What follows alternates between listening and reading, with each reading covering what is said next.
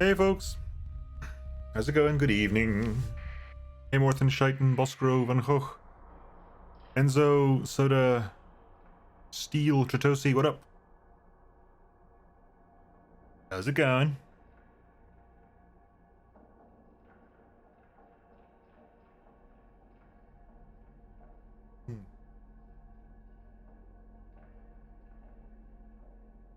Hey Herflex. How's it going? I'm doing alright, I'm doing okay. I'm doing okay. Chilling. Yeah, I was chilling too. So it's raining outside, so it's a bit of a wet day today, so it's a bit of a kind of like a sluggish day. Let's start this toast to the doom the doom of legend. Right? Hey DM Finzy. Going alright? Checking out the new StratCon stuff the MegaMech devs have cooked up. Ooh? The MegaMechs have been... Tell me about this. I haven't touched MegaMech in ages. Tell me about this StratCon. Is it literally a convention? Is it literally just a persistent op 4? MegaMech is the BattleTech engine, right? So it's basically the program you can play BattleTech in.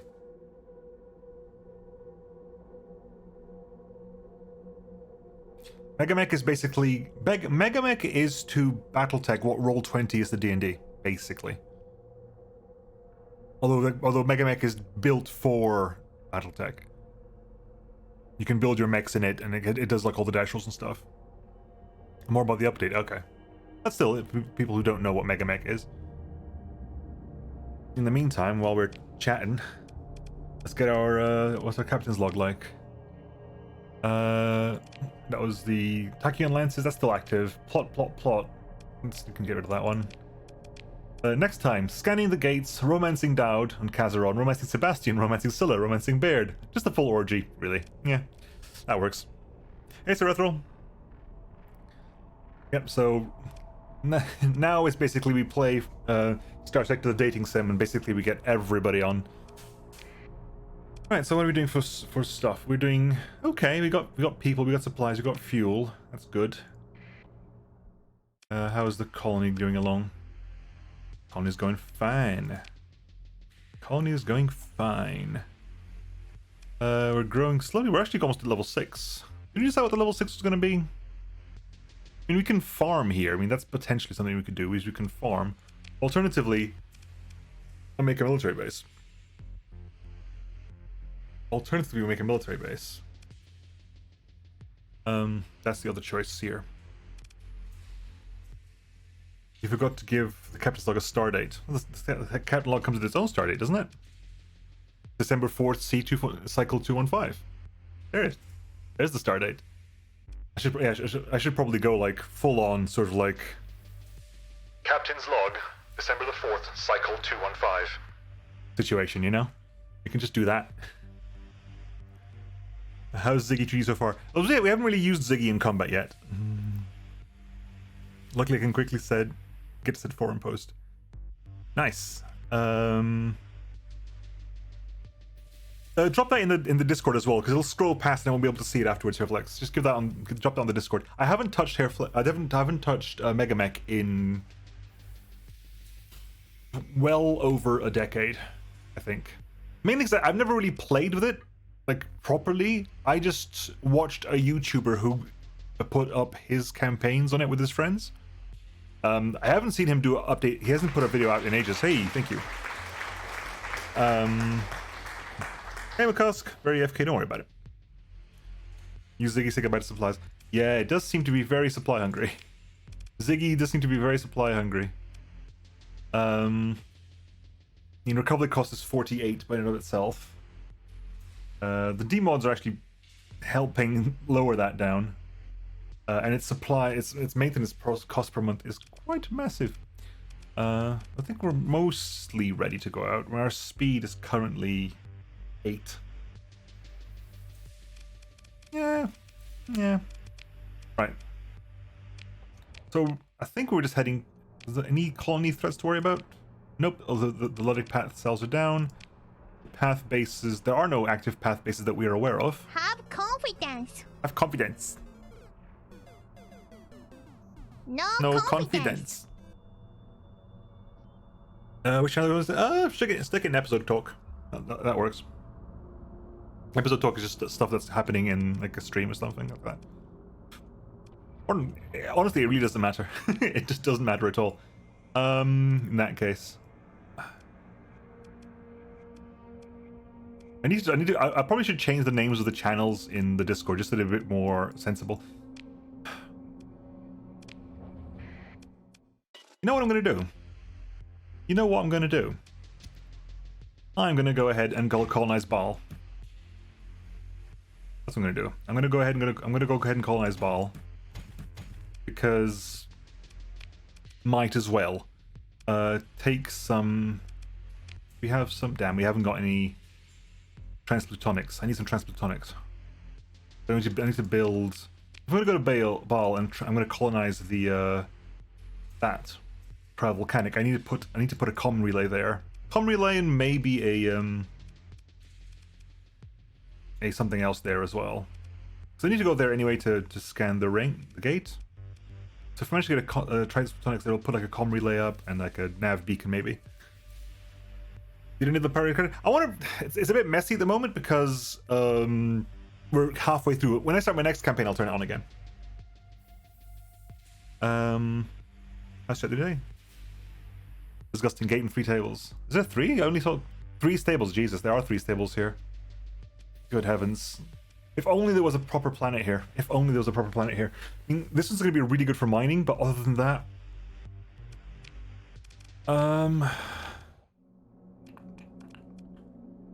Anyway, let's go colonize.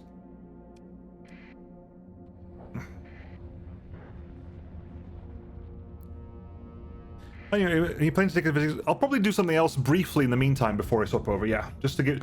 Again, it depends on when the mods come out, right? I know, for example, the main mod I want to be ready for is Blackrock, right? I want to do a Blackrock campaign, so if I don't have Blackrock ready, what's the bloody point? Right? So if Blackrock is ready, that means that the downtime will be shorter. That's mod list, Van Gogh. Hey, Deco.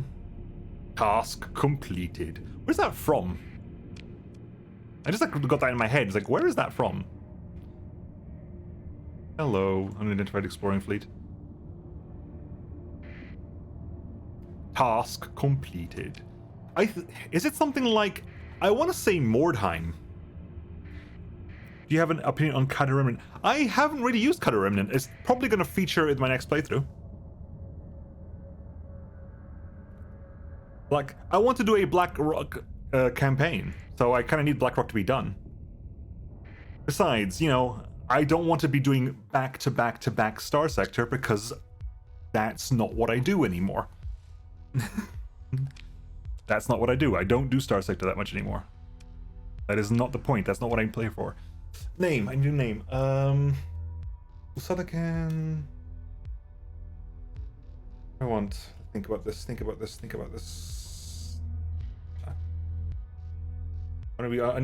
to be on theme. I need to keep my theming right. Let me think. If someone has guessed what my theme is, they can suggest things. But if it's not on the theme, I'm not going to accept them.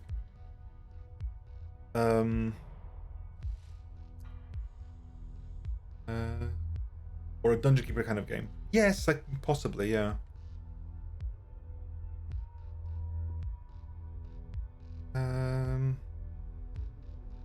What are the names? The names again. You have to know. If you don't know, you can't submit. Think. What am I going to call this?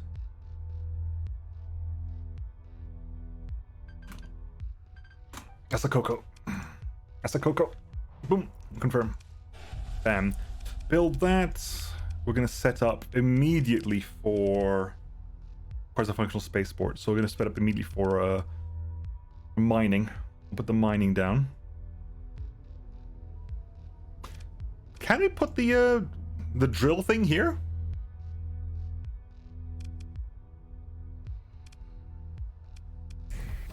Can we put the drill... What did the drill thing require? I forgot what the drill thing required. Needs fully for spaceport. Fine.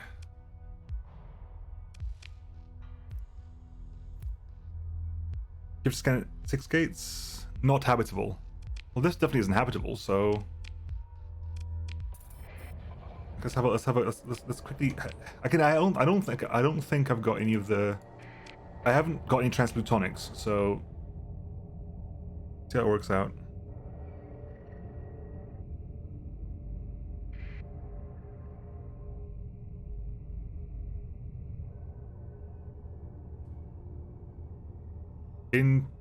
Intergalactic is between galaxies. Intragalactic is within galaxies. So it was. Let's see. Oh, it's just called Gormenghast. Nice. Good reference. I have not read Gormenghast for a very long time. Gormenghast is a really weird series of books. Relay is, yeah, it needs metal and I need transplutonics. Well, rare metal, transplutonics. We all need metal and transplutonics. All the same cost? Cool, I want 30 transplutonics and 300 metal then. And some machinery. We have transplutonics, what I'm talking about. Of course we've got transplutonics. We've got Usadaken. Usadaken has transplutonics on it because it's got a refinery on it. We have transplutonics.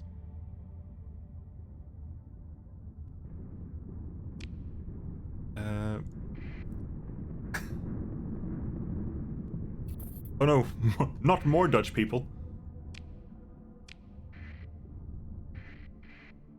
Hey, Chanceval. Right. Because Usada can pick up the metals and transplutonics. Metals and transplutonics over there. We'll go back over there to see what the drill requires. Beep.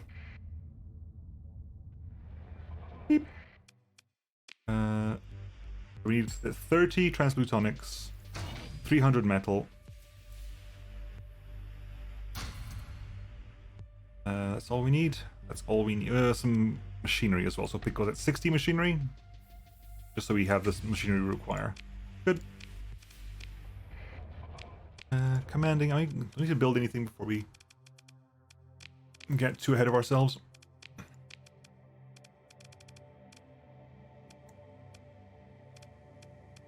I think we're okay. I don't think we're missing anything specific.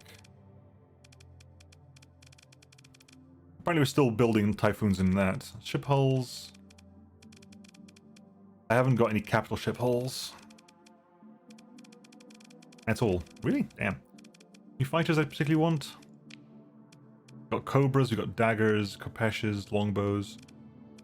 But I think we're okay with my fighter wings, right? Our fighter wings are pretty solid. Double Kopesh, double Longbow, Claw, and Flashes. That's fine. I'm okay with that. Right. Jump out again. Drill. Yes, you're right. Drill. Stop. Good. That does it. Spaceport completed at Asakoko. Straight up upgrade to Megaport as well. Got the money. Get that done. Hostiles, low factors, high gravity. Okay. Right, head over there. And we'll grab the stuff we require out of view. Beep. Right, over here we want to pick up. Where is it? Not a gas giant, not habitable. There you go then. It's not going to work on. Sadly, it doesn't work on volatiles, but it'll work on everything else. That's fantastic. Maybe do I just bloody colonize the gas giant as well to get the volatiles up and running? And that's potentially something we could do. Oh, hang on. Refit the Ziggy because now we got things that now we know what we want. I mean, we got, for example, typhoons there. We got points to a few points to spare, but not many. Essentially, got that.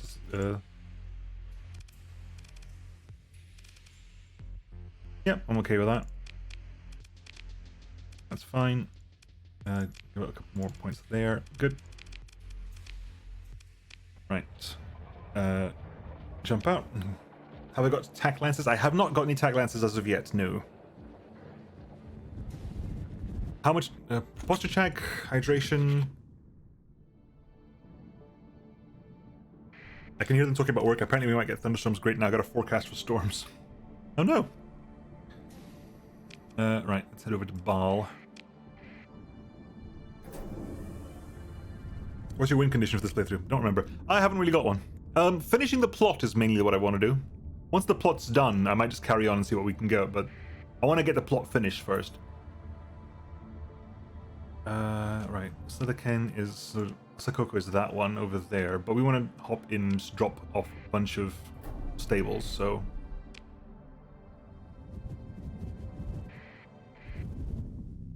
Well, Baal isn't really an SG reference. Baal is named after something else. Ooh, hang on, have they done it for me? Thanks, guys. Hang on, did they just build a... There's a pirate base in the system right now. They just built the pirate base. Right now. They just built it. So I'll just take control of it. Thanks. You just saved me a lot of money here. I can't believe they just built that now. I'll take it, but hey.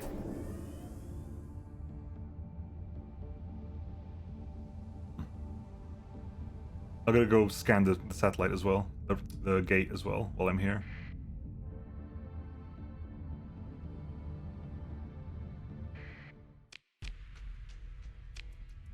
And gate. I'll have to find their base. Bounty, blah blah blah. Really, guys? Really? Loitering? Really? Get over here. Gotcha. Accept the com request. You want the gate, right? You want the gate, yeah? The pirate captain mumbles while chewing on something. Well, it's mine. So then you'll have to pay me and mine some tasty nice credits. The pirate smiles crookedly, showing off pieces of her last snack and some diamond incisors, which are sure very impressive to some hive gang. Give me 15,000 credits and then you can have your at yon gate and do your business. Does not knowledge provide value to all humanity, and by generous corollary, you?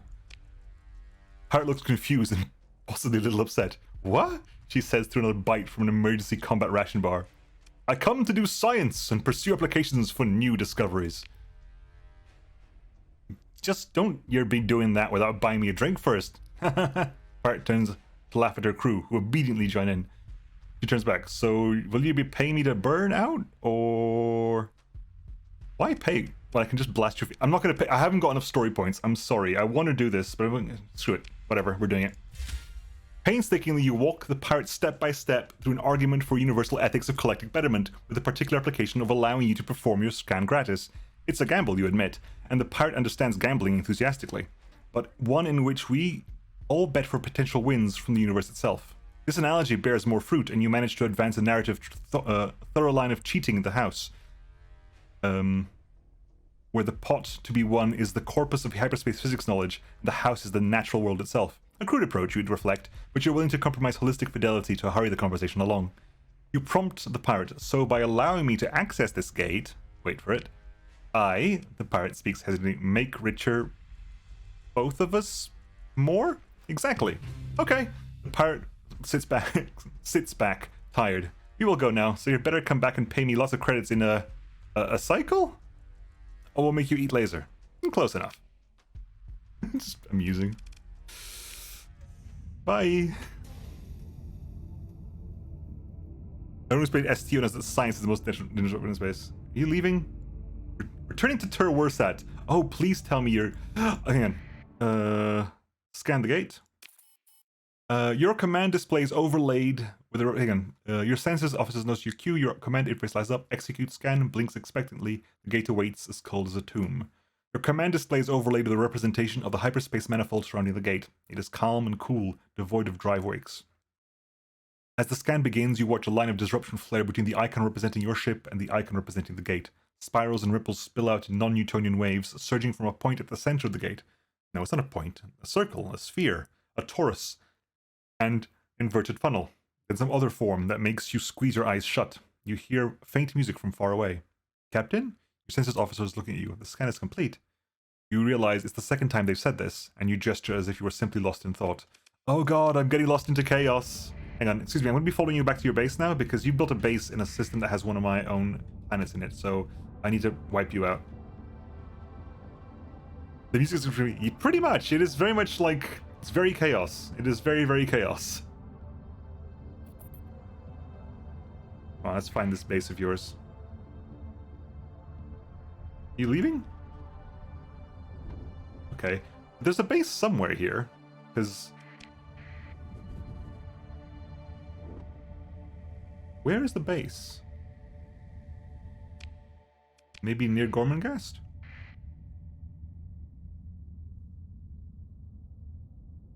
Prediction is up. What's the I didn't see what the question was. Nemo spends all power something. I didn't see what the prediction was. What's the prediction?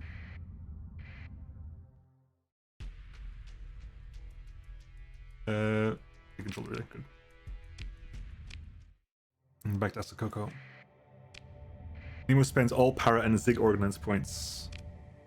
Well, there's 3 points left on you, and you're maxed out there, so who knows? The Zig I maxed out. The Zig I maxed out.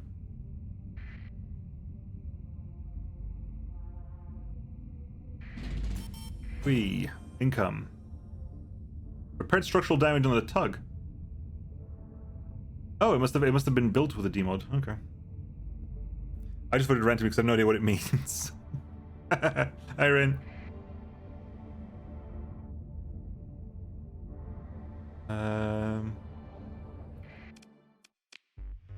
Right, so...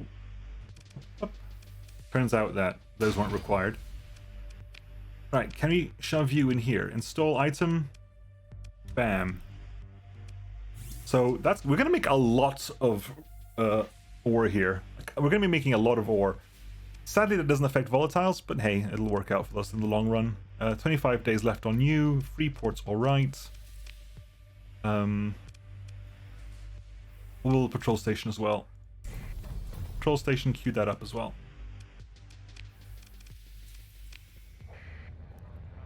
I know the prediction thing does, it just not what I was asking. The tug is not called the Oxus of Evil. The Oxus of Evil. Let's have a quick gander. What do we have here? What can you do with these 3 points left? So we got those points left pretty much because I replaced these with salamanders with reapers. Although when I get around to replacing these with tachyons, which will eventually happen, I'll need 5 extra points per side, so we'll have to do some. When that happens, we'll probably have enough. Are we clear? Burn level, cam relay. Okay, so I think everything is done over here. This side's cleared out. Fully surveyed info, diffuse volatiles there. Yeah, that's why I didn't colonize them, because they're diffuse volatiles. They're rubbish. Arcona, Charos, Gormangast. Oh. It's got a 72-hour long online LARP and could not be more exhausted but unable to sleep. Wow. Was that the ISO thing?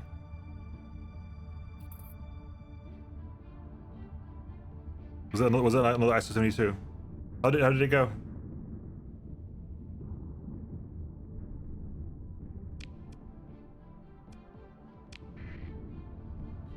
It was really amazing. That's good.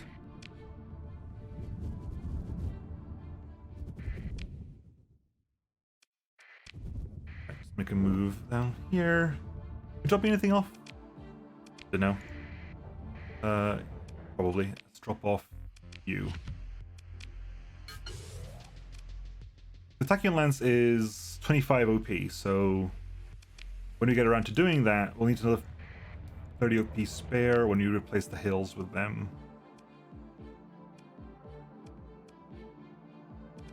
Right. Size 5, size 5. That's negative just because it's still upgrading the spaceport. Once that gets upgraded, it'll be 20. Once that gets upgraded, it'll be 29. It'll be 59 access.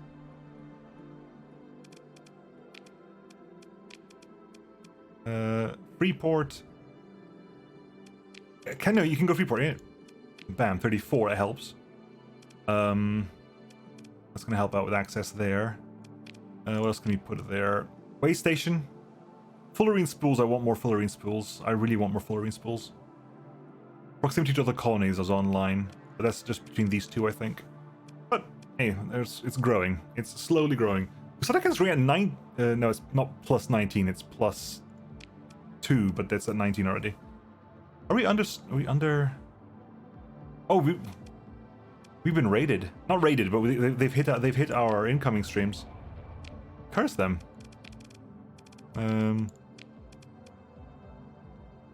I've suffered losses. Temporary accessibility penalty of 1%.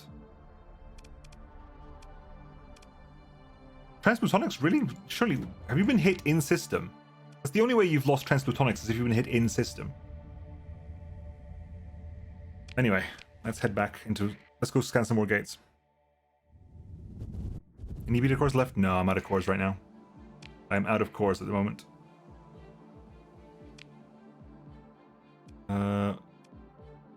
Swing by... So where are the gates again?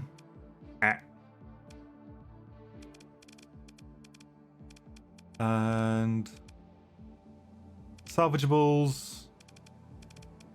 This is stuff that Captain's Log gives you. Loads of any salvageables I've missed out on. Ignore entity. Ignore entity. Ignore entity.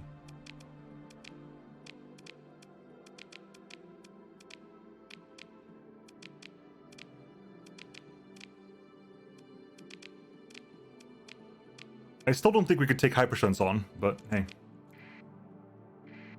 I don't think we're at that point yet. It was Kite S. No. It's a kite.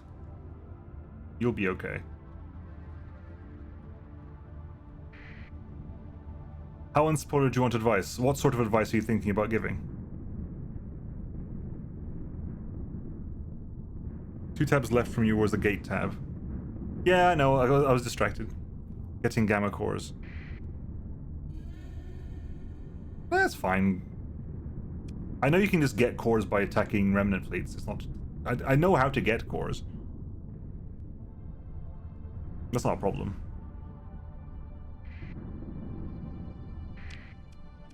You can farm cores from remnants. It's not a problem. So where are the gates again? Gates. Aztlan. Galatia's already been done. So it's like this is Aztlan, Corvus, Asconia, Arian, and say that's 1, 2, 3, 4, 5. That'll be all 6 of them as well. But I'll hit Aztlan then.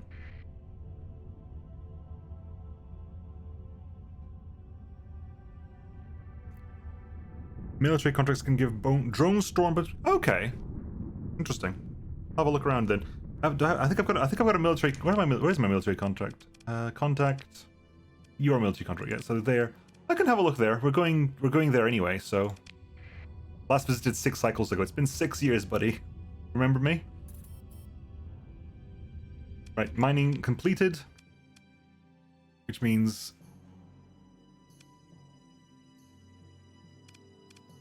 massive exports are reduced to 4 due to inaccessibility, but hopefully in enough time it'll be improved. I'll put a curable way station as well, and a high-tech station as well. Queue up all those things, get them queued up.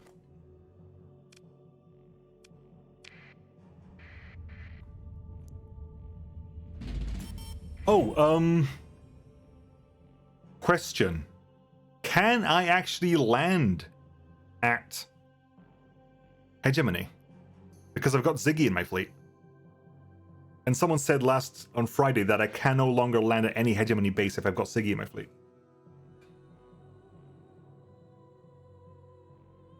I don't care? Alright. I can't remember, someone mentioned that means you can't shop there anymore. Oh. Oh, I see what you mean. That kind of shop. Right. Yeah. That kind of shop. I understand. I understand. Save, go try. Yeah. Right. Quattle's over here. Where is our guy anyway? Quattle. Fair enough.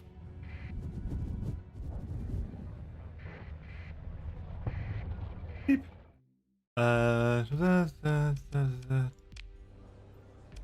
Anyone in the bar? Oh, for God's sake, someone. Everyone wants to talk to me now. You take a shuttle down to the main concourse and quickly find a likely-looking establishment. You enter the crowded wallet space and take in the rows of taps adjoining the wall under bottles from every one of the core worlds, and a few from elsewhere. Merchant captains mingle with off-duty officers at the bar, served efficiently by the uniformed staff. In one corner, a pack of Navy cadets shout and sing, desperately enjoying their last work shift of freedom. You begin taking stock of the patrons, looking for leads. As you scan the room, suddenly you lock eyes with a woman in a Hegemony uniform. She raises a hand, and holding it close to her chest, points at you while saying something to the uniformed civil control officer beside General Kenobi. Turning to find a path into Vernon's computer exit, you see that more Seacons have appeared. Civil control officers. More Seacons have appeared. By their posture, you surmise that they are holding small hand weapons on your bodyguards, who have responded in kind. In the main entrance, you see a flick of targeting lasers shift through near IR from the silhouette of a light combat exoskeleton. Conversation in the room dies as patrons realize what is happening, leaving only the hollows churning out noise. Time seems to slow as you take in the situation with instincts honed in space combat. Patrons clear out of the bar in a remarkably casual manner, heads lowered, as if they had simply forgotten an appointment and can't be bothered to finish their drinks. I apologize for this crude posturing, Captain Moonwest, the Hegemony officer says as she approaches. She has a smooth, eventide academy accent, cream of the crop. Protocol, she says, with feigned resignation. You feel the silent mass of Seacon thugs hovering closer behind you. The Hegemony officer gives a little stand-down wave, and then says, "Let us sit and have an informal chat. Let the Hegemony buy you a drink. That would be nice, yes? It seems you have little choice in this matter. Best play along until you get a read on the situation." The bartender, sweating, places 2 drinks on the table between you and scurries off. "I'm sure you've heard of this recent unpleasantness in the Aslan system, yes? A terrible thing, this data breach. Are you a student of history, Captain? The sort of thing that starts wars, so we very much want to ensure that our investigation is conclusive. You know your fleet was in the vicinity." "No," she smiles pleasantly. "You're not being accused of anything. I simply want to draw upon your patriotism and report if you saw anything. As any good citizen would." You got me. I hacked the Aslan relay. Patriotism, huh? What's with the goon squad? You just need a fake mustache and glasses for your Ziggy. Pretty much. Massive, massive fake glasses.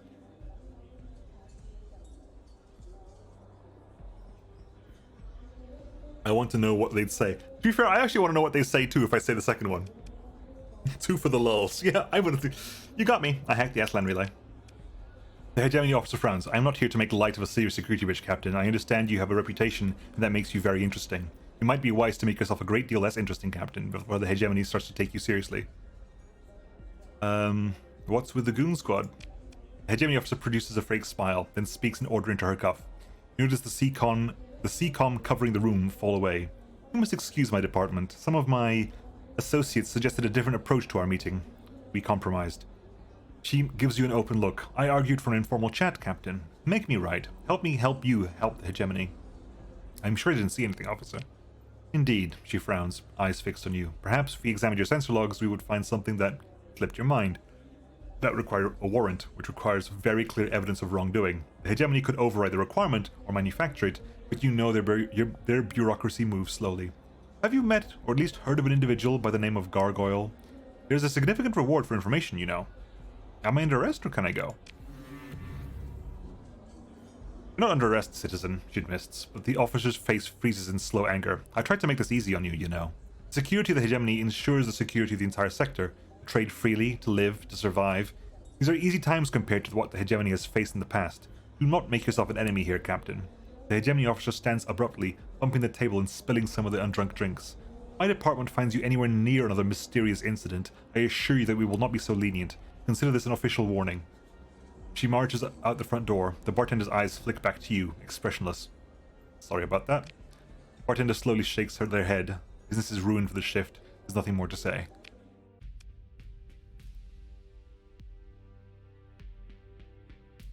I like his reaction second up. Yeah, cool. Yep, absolutely. You have anything for me? Anything at all? Anything at all I can make use of here? No, I do want some of this though. I'll buy some, and some legitimate stuff as well, just so we say that we did. Here, have some legitimate as well as some illegitimate sales. Anyway, alright, someone else, what do you want? We need an agent extract from Karis. Nope, don't care. It's not worth my money at this point. Where are you, buddy? Who is my...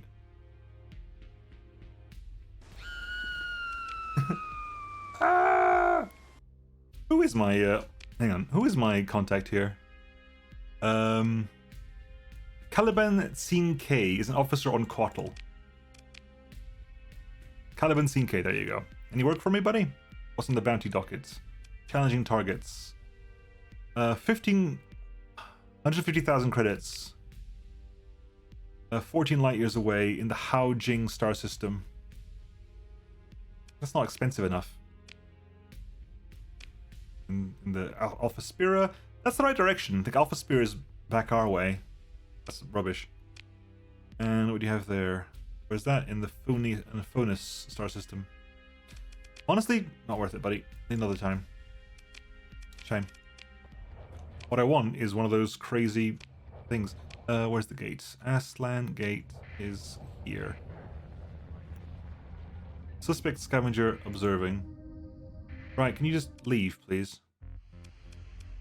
What up, buddy? Scavenger fleet captain smiles unconvincingly as the image resolves. Greetings, Starfarer. Wrong game. He says, stick with Bonami. Seen any good pickings around here? It's been a bit sparse for us. Haha, maybe we could use a tip or two. There's a big cache on the other side of the system. My hold's full, so it's all yours. Oh, how wonderful. I'll have to burn over there as soon as I'm done my sweep here. You're too kind, Captain. I'm sorry that I can't offer any good finds in return. Why are you lingering near the gate? What, that old thing? Nah. His strained fake laugh is somewhat grating upon repeat, you discover. Well, you know how it is. We're all old hands at scavenging here, aren't we, fellow spacer? Sometimes you find lots of little wrecks around these gates from, you know, he trails off. Hey, Shogun, thank you for the host, and thank you for the follow, Prinny Overlord Art. Dude! Thanks, dude!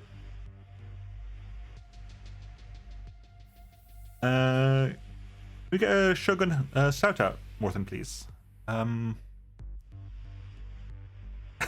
That didn't quite work out. You can't go fallen tab, that doesn't work. I require that level of excitement from me too, Nemo. Fallen Shogun, oh my god! The wing on it. Hey, a Starsector clip, there you go. Look at it. Look at it! Finally! But yeah, Moras are insane. Mines are insane, I know. They're tanking everything. If we get them on the front line, they'll be able to absorb all the damage. Did that just ram the vortex? That Aurora just rammed that vortex to death. I'm pretty sure that Aurora literally just rammed a vortex to death to get at its target. I'll take a replay of that one, but that definitely... Then beings need to speak again as you fail to fill his silence. Begins to speak again.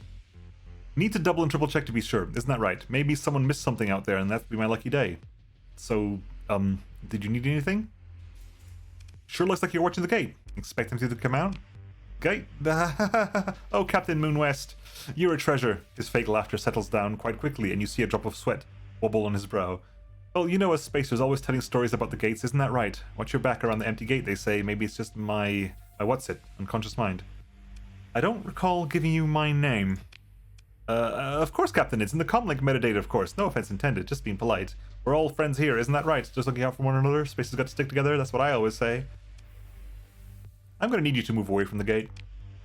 Long pause. Reluctantly, the scavenger concedes. Of course, Captain. I guess you found something my scanners didn't, eh? That's luck of the draw, like they say, and maybe it just isn't my day. Burn bright, my friend. He concludes and reaches for his comm cutoff. Go away. Leave, buddy. Scan the gates. Same thing? Nope. The scan begins. A line of disruption, blah, blah, blah, blah, blah, blah, blah. Slightly different. Spirals and ripples spill and surge in non-Newtonian pulses. Circles for a torus. You hear faint music. There you go. That's this. It's just like it's just summarize the last bit. You hear the faint music. Okay, that's 2. That's 2. Let's move on. Power to weapons. That's not Stellaris. Right. Corvus. Corvus gates.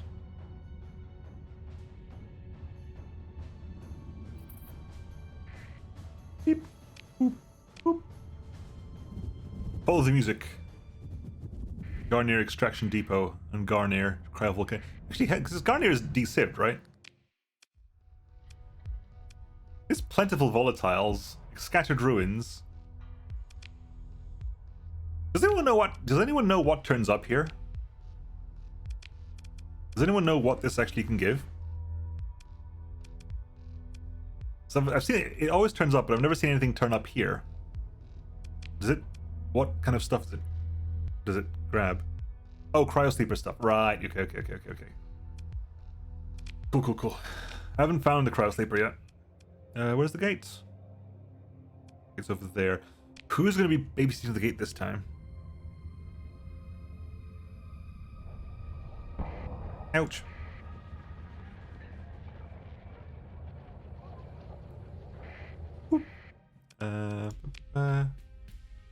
Anything I want to pick up from you?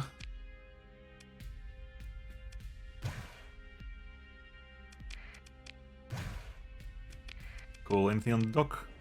Rakish Mar in the bar if you want. Deliver the item to the Alpha Kardashev system. Alpha Kardashev, is that anywhere near? Hang on, where's Alpha Kardashev? Spear is up there. Kardashev is there. Never mind. Wrong direction. Right. Gate, please. Marines? Yeah, we got plenty of Marines. Right, who's currently babysitting this gate? Oh my, there you go. What do you want, buddy? Citizen, he barks. This is a special naval operations zone. Stay clear or you'll be fired upon. The operation will fail without my help. Excuse me, citizen? You sense Commander Titan reaching for the disconnect button. I know about the gate scans. He blinks. I cannot confirm nor deny any speculation concerning the nature of this confidential operation. Explain that you are scanning the gates as well. You summarize the story of the gate research from Thomas Calicor's failed data, leaving out the inconvenient details about your own involvement. You speak of Tri-Tachyon's secret research and the High Hegemon's tacit approval of the Glacier Academy resuming the project. The Hegemony commander's face freezes as you speak. Basically, I just lore dump this guy into submission. Interesting story, Captain. He blinks rapidly. What is your point in telling it? Never mind. Never mind. What's the special operation for? An appalled look manages to sneak through the Hegemony's commander's facial martial facade. Hegemony naval operations are strictly confidential, he says, citizen. I'm going to need you to move away from the gate. The Hegemony commander's officious facade cracks for a moment. He looks shocked that you even make such a demand. Your quest is absolutely denied, citizen. I am prepared to use force if you do not withdraw. His face hardens. Threatening an officer of the Hegemony is a crime, Captain. Count yourself lucky that I have more important mission than teaching you some respect.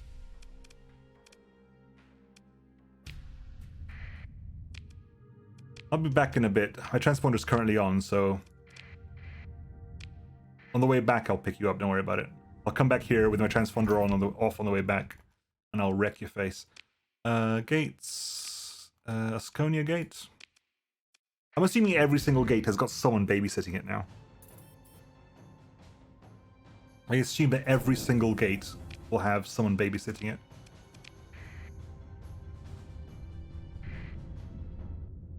Transponder doesn't matter, you're flying the Ziggy. The Ziggy's supposed to be invisible! Gates over there near Norsha. I can drop the Ziggy off at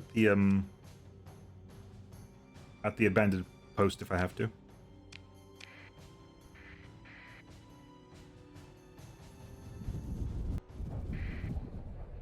Right. The Tri-Tach fleet. Now. Oh, hello, you have a Paragon. What do you want, buddy? Fine day, Captain, says the Tri-Tachyon fleet director. We are just going about our lawful business, if you don't mind. Please keep your dry fuel set to a minimum, thank you. What is the Tri-Tachyon fleet doing out here? It's Tri-Tachyon business, he says. A standard survey. You are, of course, familiar with Tri-Tachyon's line of proprietary star charts. The TriStar Smart Navigation Suite. It is important to provide up-to-date data on potential navigational hazards to our customers. Now, we need you to remove your fleet from the vicinity because your dry fields will interfere with our proprietary sensor suite. Sounds like a precise survey, and this gate has been inert for 200 cycles. Indeed, he says evasively. We need to make absolutely sure of that. Our customers demand no less. I can't help but wonder about the nature of this survey. Tri-Tachyon Operation Manager looks like he's gritting his perfect teeth. I've told you what we're doing, and time is money. What is it you want, Captain? Perhaps I could purchase a copy of your very precise survey results. He looks at you for a moment, calculating, then taps something on his console, turning the comms record off. You could arrange something. No need to go through the TriStar Navigation Suite. Direct data from me to you. Direct payment from you to me. He smiles with an undisguised avarice. 37,000 credits, let's say. Deal? Sure. Elysium performs the data transfer of the Admiral customer service. A pleasure doing business with you, Captain, he says before terminating the comlink. Honestly, 27,000, I'll take that. I'll probably waste more money in supplies after the fight for this, so that's not too bad. Where's Syndria? Do you have Tachyon lances for me, please? Yeah, I'm assuming that when the time you're on this part of the mission, basically every gate will have a fleet around it. No matter where you are, a gate will have a fleet around it, just because it's part of the missions to deal with them. It's a bit silly, but nevertheless. What have you got for me, buddy? Bunch of plasma cannons. No gates.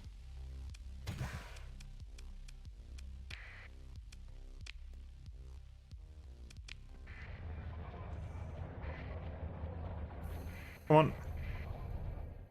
Allow the scan, buddy. There's nothing there. That's fine. Cool. 14% CR loss on one ship is not a problem at all. Boop. Right, so what's the next one? We did Aslan, we did Asconia, Kamarikandam. That could be quite a nice little place there because... Ooh, hello. Ah yes, my burn 7 speed, nice.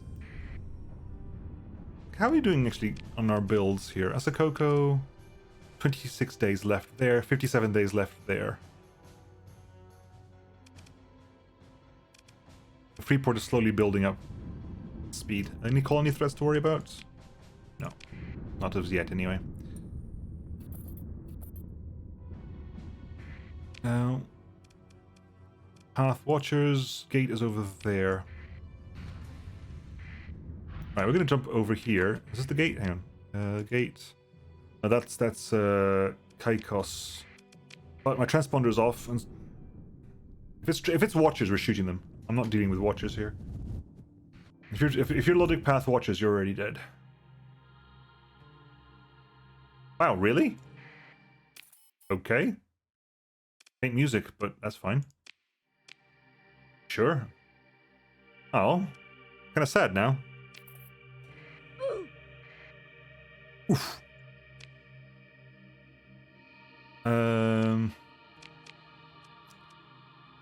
Where are the gates? Gates. There's one in Izira. There's one in Thule.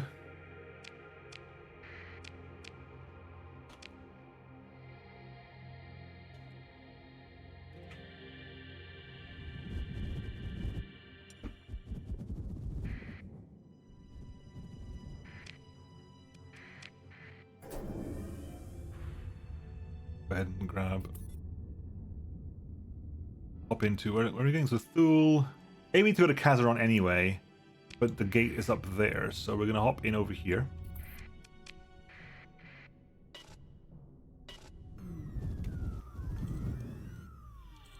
Our super go dark is lovely. No one sees us right now. A, we move super fast because we've got sensors mode, and B, our sensors are pretty damn decent right now. Oh. Hi, buddy. Holidic Path Fleet. Just want to fight me? Sure, let's just fight me.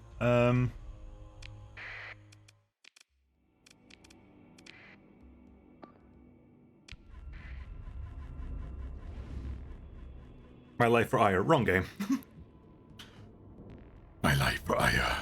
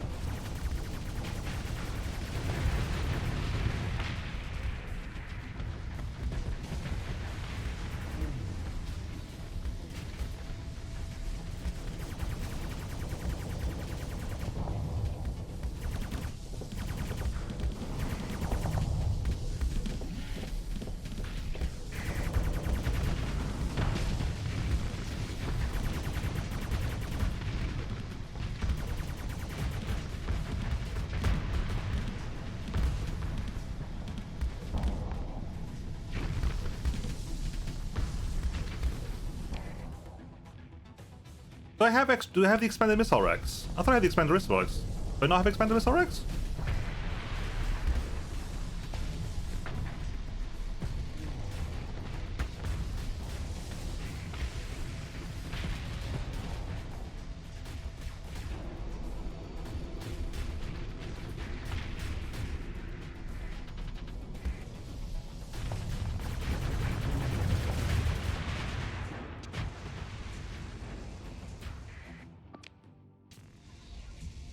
Come on, go chase it. Chase it down, buddy. Come on, chase it down. There you go. Disable it, please. What are engines?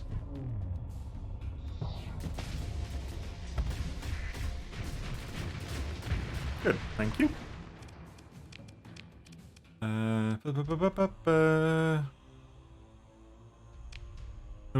No. Harry the retreat. Ship victories? Nah, I don't care about any of that. Salvage grab.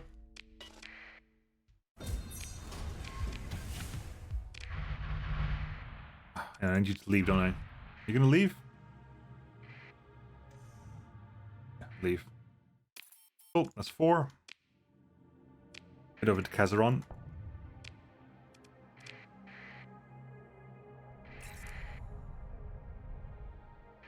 Spend the 3 points.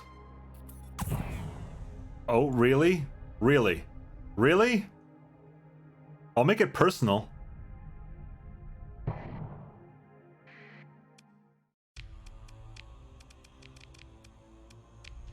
Thank you. Didn't have to go that way. It didn't have to go that way. But you, a pair of drams, decided to interdict me. That's how this is gonna play out. That's just how it's gonna play out. Colony threats. Still nothing. Good. How are you coming along? 7 days left on the HQ. 37 days left there.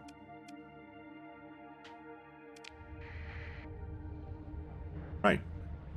Kazaron. Sup. Repair up. Thank you. Give me attack lance, people.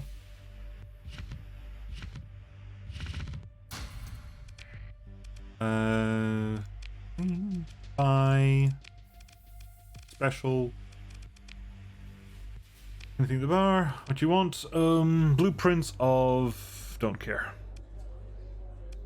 Find me some new stuff.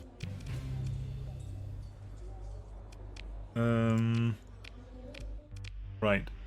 Horace Yarabay, aristocrat. Explain that you are... yes, do I know you? Horace Yarabay asks impatiently. His attention clearly elsewhere. Have we business? Explain that you are acting as Provost Baird's representative. Provost... oh. His face falls. This must be about... I mean, tell me. Whatever is this about? You've got his attention now. I need diplomatic credentials from you. I need to talk to the Hegemon Dowd. What? He says, incredulous. The High Hegemon himself? Why should I... Oh, the situation. I see. Now, there's that look of resignation you've come to expect from those being blackmailed by the Provost. Yes, of course, Provost Baird. He says, I expect she's provided you with a message from me? Send to Baird's recorded message. The comm line clicks to a holding pattern displaying the ornate crest of Jens Haribay. You watch Kazaron commodity futures scroll through the bottom of the display. After a couple of minutes, catching up on your bulk non-ferrous projections, the comm display chimes. Horace reappears, looking somewhat more collected. Captain Moon West, was it? Yes, of course. Provost Baird explained her proposal, and I do believe that we may arrive at a mutually beneficial arrangement. I shall see that you receive Yarabay diplomatic credentials. Mind yourself well with these, Captain. If you were to commit some untoward scheme towards using the good name of Jens Haribay, we would declare the cryptokey stolen, and then, well, it need not be said that any decent authority would treat you appropriately. He clears his throat, keen to move on from the topic. Of course, you have nothing to worry about. Naturally. Horace glances about uncomfortably. I trust Baird's good judgment, of course. Now, I know not what ruse the good Provost is pursuing, but if you indeed establish the communication directly and privately to the High Hegemon, a small smile appears on Yarabay's face, that would be splendid. For my half of this arrangement requires the delivery of common encryption codes to our friend Dowd. One mustn't have comment snooping on important negotiations, yes? So do we see that done?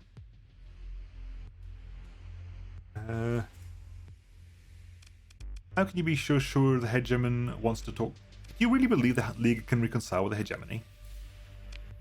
Assimilation of the League's worlds is Hegemony's policy, and it is obvious condition of their reconstruction of the domain. Say nothing of their legitimacy. Horace looks to the side, and you get the sense that he's repeating an argument he has made many times before. Publicly, the Hegemony's demand is unconditional. How can they ask that after my Asura? They must compromise. I understand their position. They maintain a hard face to buoy support from the masses and lower officers, and he shakes his head once. The Lydic Church in its way. The top leaders of the Hegemony, particularly High Hegemon Dowd, must see things more clearly than they let on. They understand that they must hold the banner high and speak of iron resolve to the bloody end, right up until the moment they can present their people with a great victory. Peaceful reconciliation. Victory without war. Imagine. He looks suddenly self-conscious. I apologize, Captain. My eldest does tell me I have a way of carrying on, and it is not untrue. Don't imagine the Yarabay outlook is popular in Kazaron. Perhaps not. Not yet among the great gens of Kazaron where it matters. Gens Hanan would have us lead an empire, another Syndria. Meanwhile, Gens Kato builds bridges with other League worlds. While I respect their accomplishments, they take anti-hegemony sentiment down to the level of rabble-rousing fanaticism. Besides, what other world in the League can match the might of Kazaron? Our stable of allies is anemic. Were it to come to total war, stars forbid, I think the hegemony would prevail. He looks troubled. And then the jackals would tear our vulnerable worlds apart. I fear the sector could not recover from a second collapse. This is the only way. I hope you agree, Captain. This sector hasn't done much for me lately. I'm sorry to hear that, Captain, he says. I hope whatever comes of your mission, whatever it is, it changes your mind on the matter. How can you be so sure the High Hegemon wants to talk to you? You'd be a fool not to, Horace says disdainfully. We offer a peaceful solution to the League Hegemony conflict that may profit us all. Dowd may be hive scum, but he's clever. Practical. To pull himself out of that hole on Chickamaustock, he must be a man who understands the compromises one must make to survive. In fact, I admire the man, says Horace Yarabay, seeming to surprise himself. Despite his beginnings, I believe he will accept a compromise that allows us to keep what makes our League great. What does it matter, the flag we live under? It seems to matter to a lot of people, otherwise we wouldn't have flags. Horace looks down, considering. I suppose. The masses can be swayed. They are fickle, and ultimately, they do what they must. Cool. I'm off to see the High Hegemon. To the tune of we're off to see the wizard.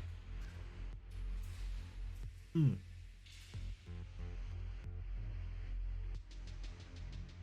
know, that one could argue this is just situated in a time where the Imperial Man hasn't been united yet. This is definitely set in a kind of like post-collapse area. Hey, Paradox. I'm married. It's fine. It's not your marriage. But that's as spaced as it should be. Oof. Right. Let's have a quick gander around here. Oh, we did it. We already had, haven't we? We had a look around. Good. Let us move on then. Back to Corvus, this time with the transponder off.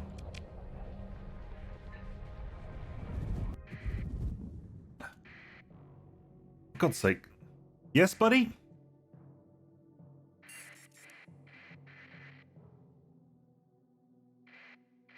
Yeah? Hang on.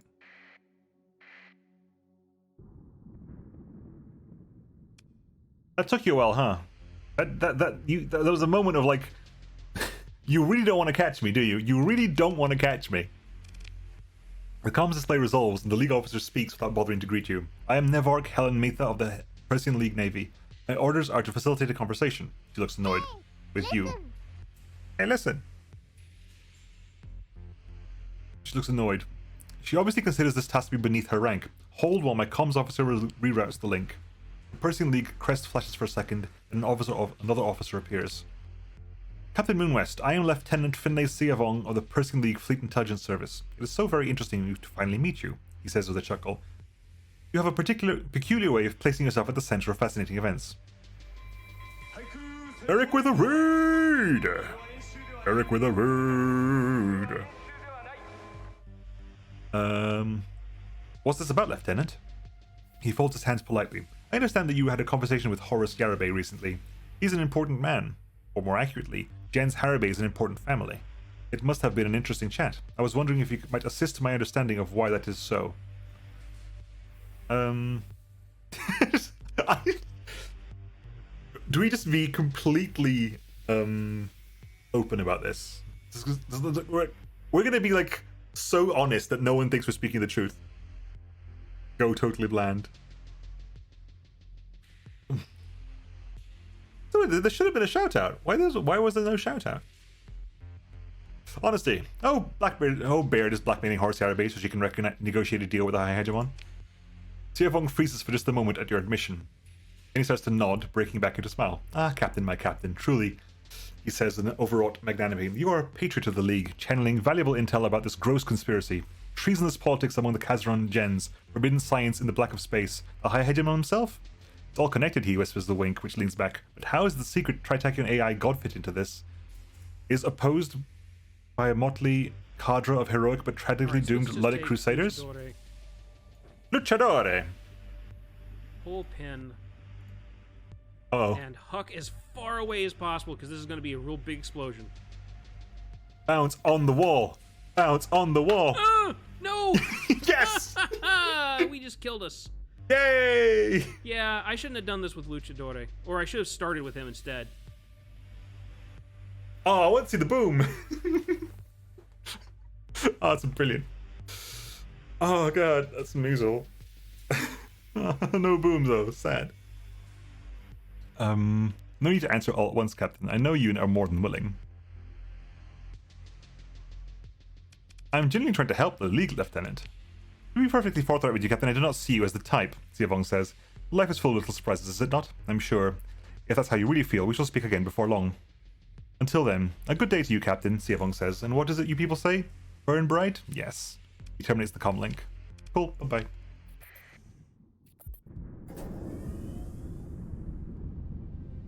Turns out, after spending all my time pretending to be a Kanta or a Pather, I've run out of lies to say. Jesus, come on! Oh my god, let me slow down, thank you, Christ. Why am I burning at 4, please? Why am I burning at 4?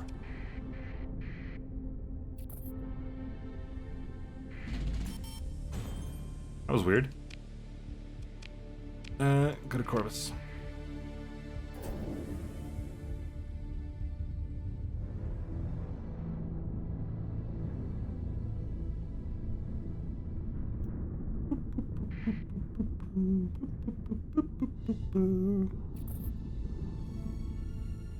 Hyper will still have your base speed to 3. No, I can see. I can burn at 7 in space. That's not a problem.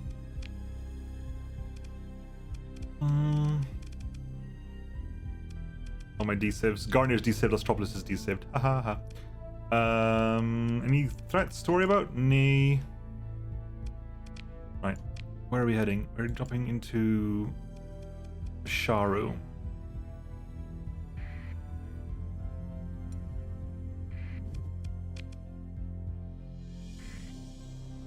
I'll drop into Sharu, drop off Ziggy in the place here, real briefly. Right. Briefly, Zig, because you're essentially a giant warning flag saying that's who you are, so we'll drop you temporarily here. And go to the gate and wipe out that fleet there. Zigga zigga.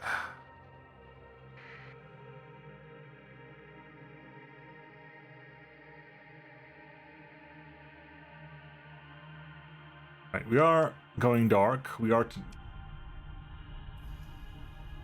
Boop. It does not appear to be something of identity. Cool. Let's kill you then. Now you die. Now you die! Your soul is mine. Just leave the $1 million, one of a kind. $1 million? That's cheap. That's ridiculously cheap. Shang Tsung, yes. Yeah, Mortal Kombat. Hydrate us out. No, Miss Hegemony, I expect you to die.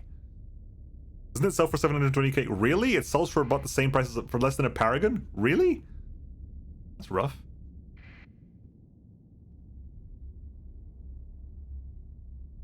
Burn, come on. Burn! Move! Have some speed. Oh, what was it? It was back in the Voidwalker days where you could just reverse engineer things. You can't anymore because they had the blueprint system, but back in the day of the Voidwalkers, you could reverse engineer stuff.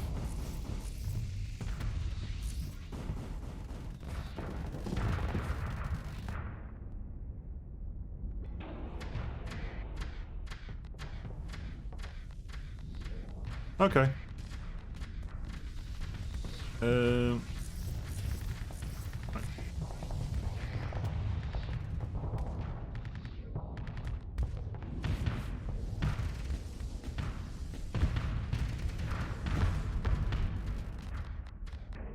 Yeah, there was the one special station. Yeah, the Voidwalker station. Like, I loved that mechanic. Because, I mean, way back when Voidwalkers was a thing, whenever you won a fight, instead of just getting metal, you used to get, like, components for ships. Like, low-tech components, mid-tech components, high-tech components. Every mod faction had their own variant of components as well. And you could use those components, plus money, plus time, to build new ships, provided you'd given one in for reverse engineering. I love that system, that mechanic.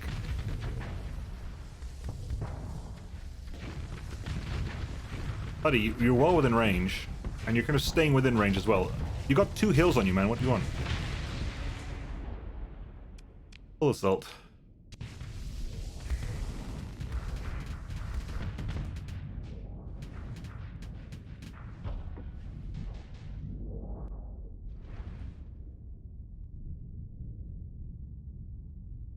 There's the mod for that.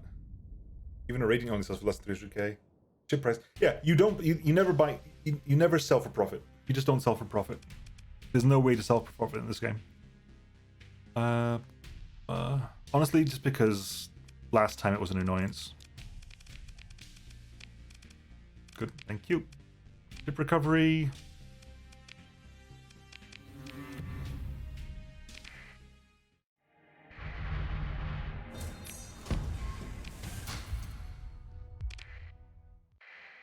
scan the gates.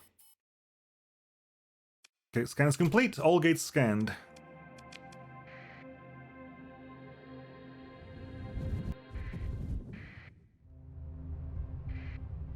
Industrial expansion mod is a breakdown for limited use BP mechanic.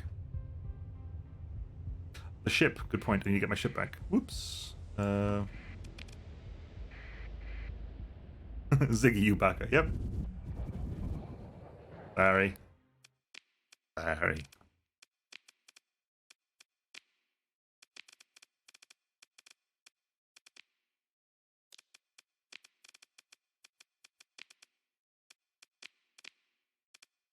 And we will go ahead and we will jump. Whoop.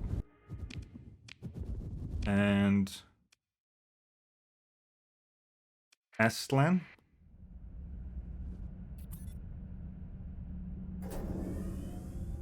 We go to Aslan.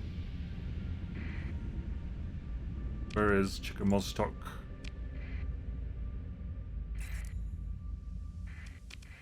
Transponder on. I think I was going to steal that. Yeah, it'd be amusing if they could. I would laugh if that was a possibility. Right, let's get some stuff out of here first. Want to keep any of this?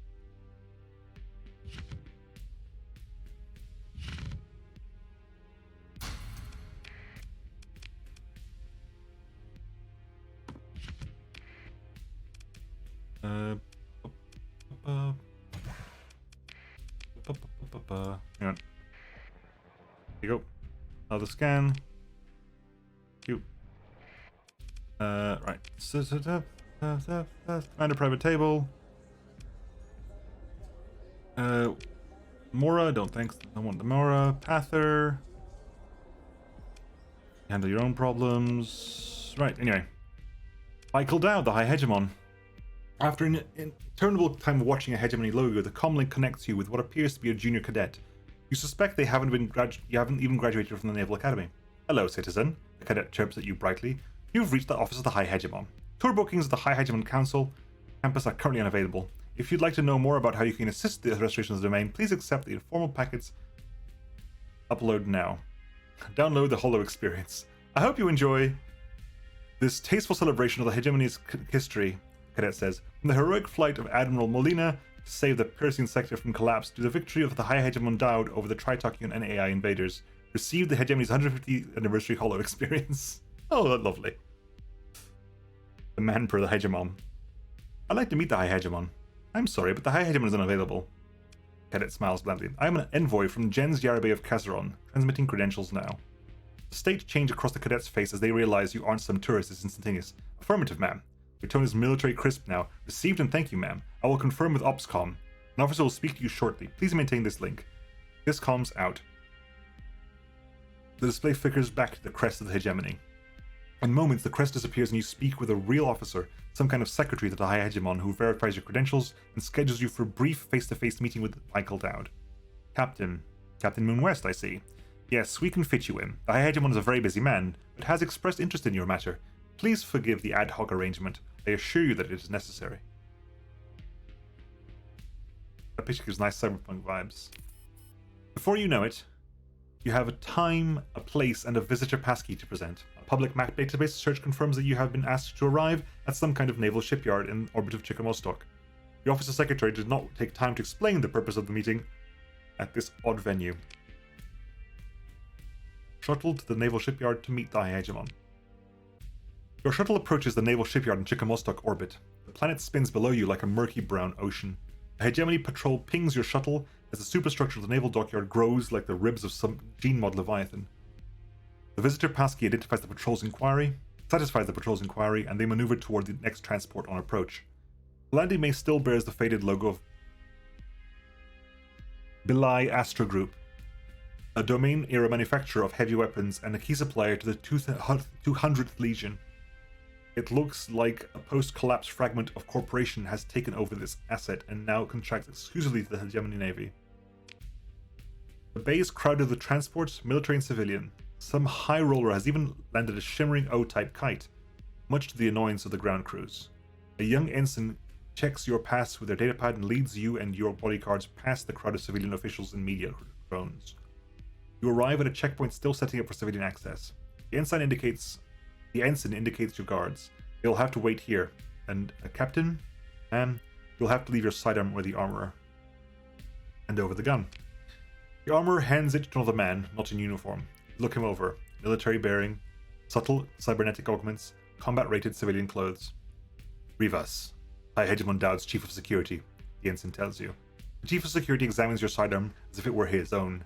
With a light touch, he removes the cell mag and passes it to the armorer. He returns your unloaded weapon to you. Captain, he says, and a word gives you permission to reholster your sidearm. Rivas turns to the ensign and says, I shall escort the captain to see the High Hegemon. The ensign begins to salute, but catches himself. Rivas is not in any uniform, but simply nods. Sir, before turning back to the landing bay. Rivas leads you past a half-dozen checkpoints set through the guts of the shipyard. At each checkpoint, you both submit to a flicker of biometric scan. Then a guard nods to Rivas and allows you both passage. Finally, you enter utilitarian vestibule. Emergency vac suit lockers, fire suppression equipment, and safety notices line the walls. A diamond matrix pane separates this compartment from enclosed space dock visible beyond. A perfect new Eagle-class hull looms, and a gantry hangs towards its bow, festooned with ribbons and a Hegemony banner. Rivas steps to the side, his bulk revealing High Hegemon Michael Dowd sitting on a simple folding stool, his splendid uniform coat hanging from a rack, fussed over by the stylist and an advisor. Dowd watches you impassively, then without breaking eye contact, commands his entourage, give us room. 5 minutes. They leave, Rivas following after meeting your eyes one last time. I thought you'd be taller. He smirks and stands. They angle the hollows like that. Say it's for image. His voice holds a deep authority, however, and though you've heard it in holocasts, with just a few words in person you can feel why and how it leads to hegemony.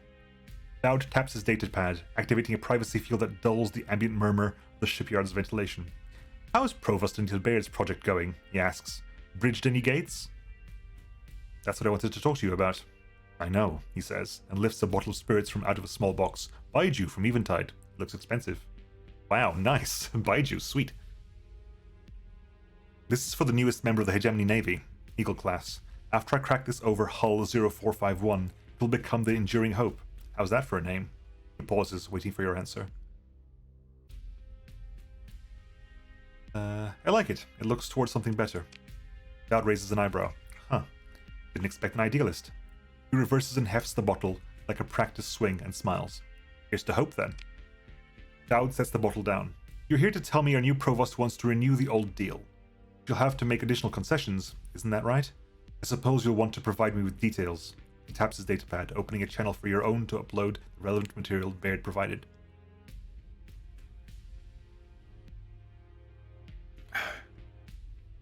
(0451). That does remind me of something. Where's that from?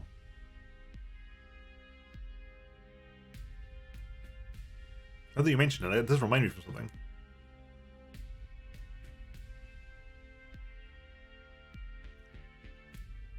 It's the immerse. Oh yes, of course it is. It's the passcode to Deus Ex's first doors.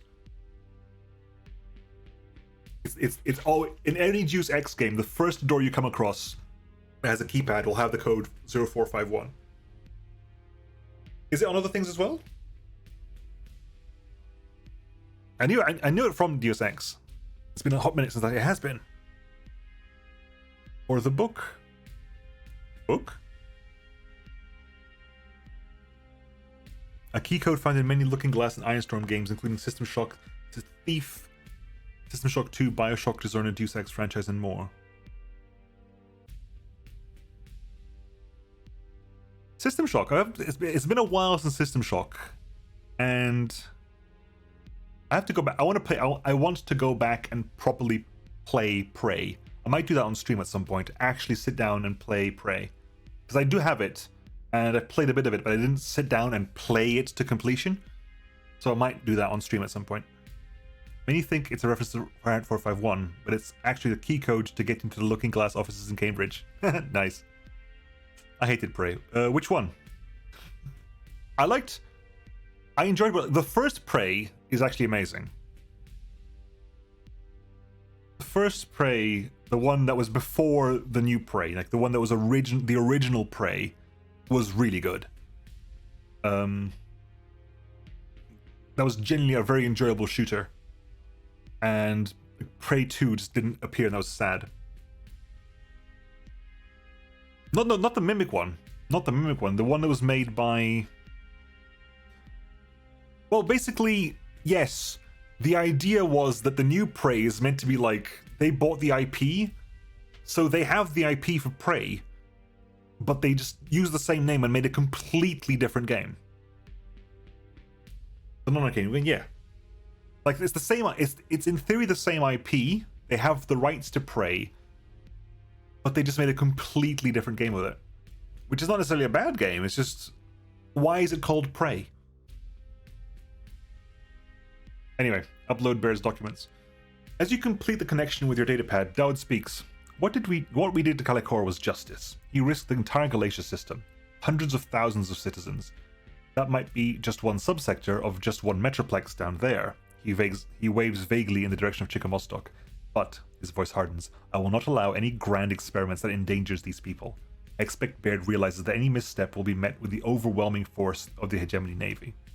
She's not stupid, he says thoughtfully, looking at the cruiser through the diamond matrix pane. But ambition can make a fool of anyone. He turns fully towards you. Do you trust Baird? Ooh. Big question.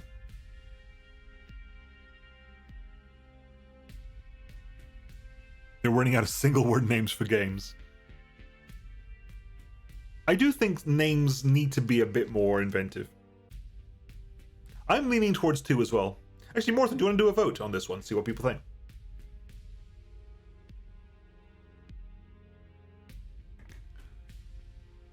I'm leaning towards 2, so if it's a draw, I'm going to go 2. But I'm generally curious on how it's going to work out. Just invent new words. What's the really... There's some really, like, really, like, poorly named games out there. It's just, like, games that are so badly named that if you Google them, they don't get the name because they've chosen such a ubiquitous phrase that it sucks as a name. Poll's up. How long have you got on the poll, by the way? Have I got enough time to pop to the bathroom? I'm going to say yes. Back in a moment.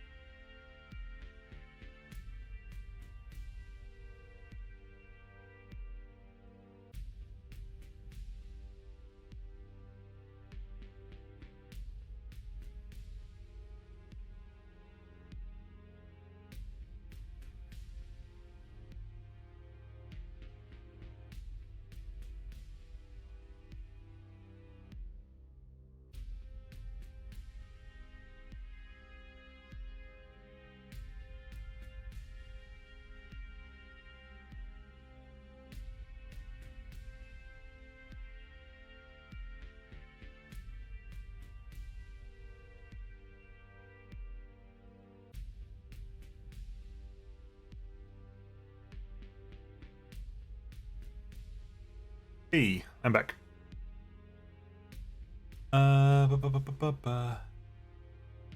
Airstream riot. What does this button do? What was it doing? Decisions for commies. Ooh, Barrick's gonna get mad. We have Comrade Barrick here. He can show you what 2 dictatorship means.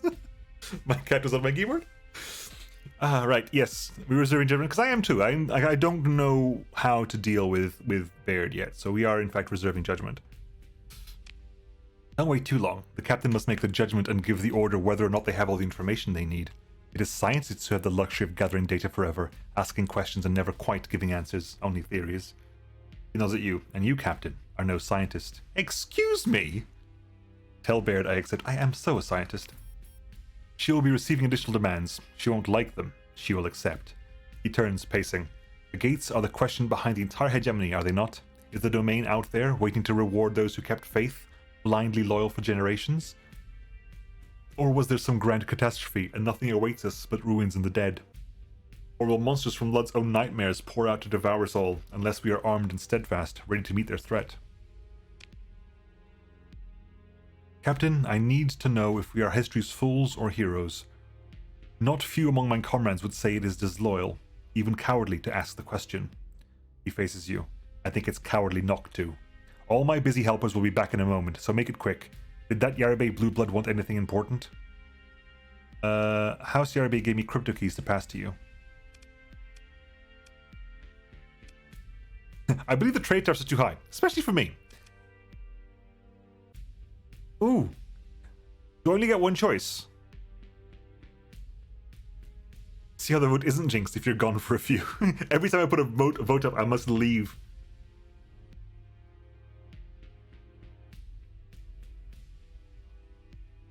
You get 2, okay.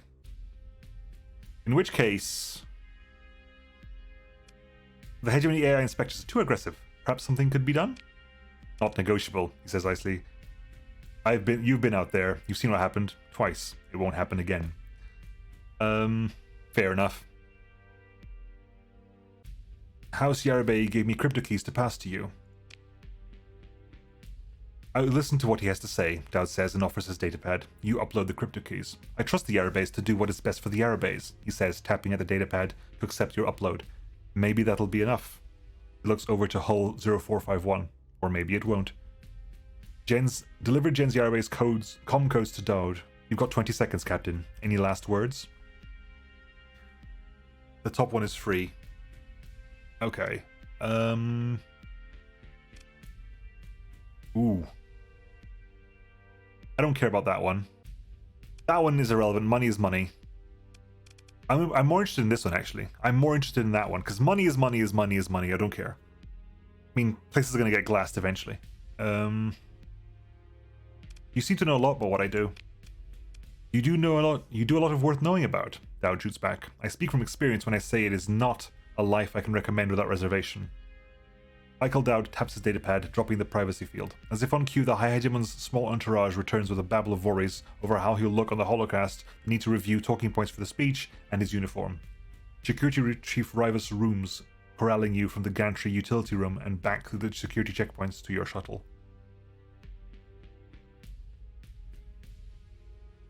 Okay, well... Glass it! Glass it!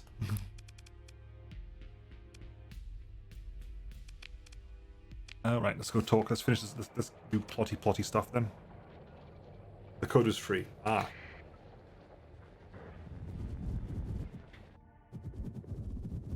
He didn't give you guns ammo cell. I think I've got plenty to spare. But yes, you're right. They stole my ammo cell. Galatia.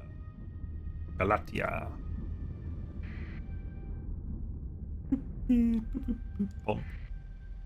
Order jump to Pontus. What up, Pontus? What up, Galatia? Open the com directory. Scylla Carouse. Let's talk to you first. Carouse looks up from her console, a cloud of holodata shifting to adjust to her gaze. Oh, it's you! The research team. We're processing the data you've collected from the gates.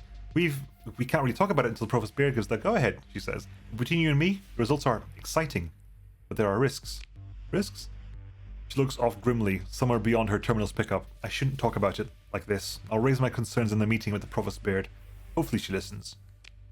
Gargoyle? Fancy new ship you've got there. Very mysterious. Gargoyle wiggles the fingers of both hands at the comm feed. Spooky Tri-Tach Ultratech. Tri-Tach Ultratech from beyond the veil. Ooh. The hacker drops the act and says deadpan, "Sure was nice of Bear to let you keep it." I think she likes me.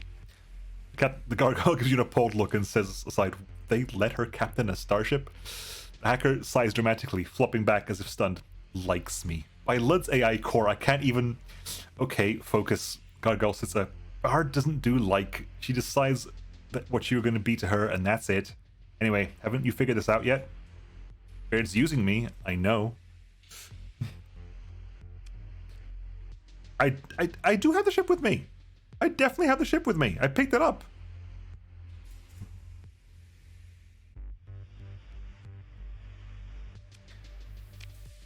Good, good. You're finally getting it. With some time, maybe you'll even be a 16th as good as me.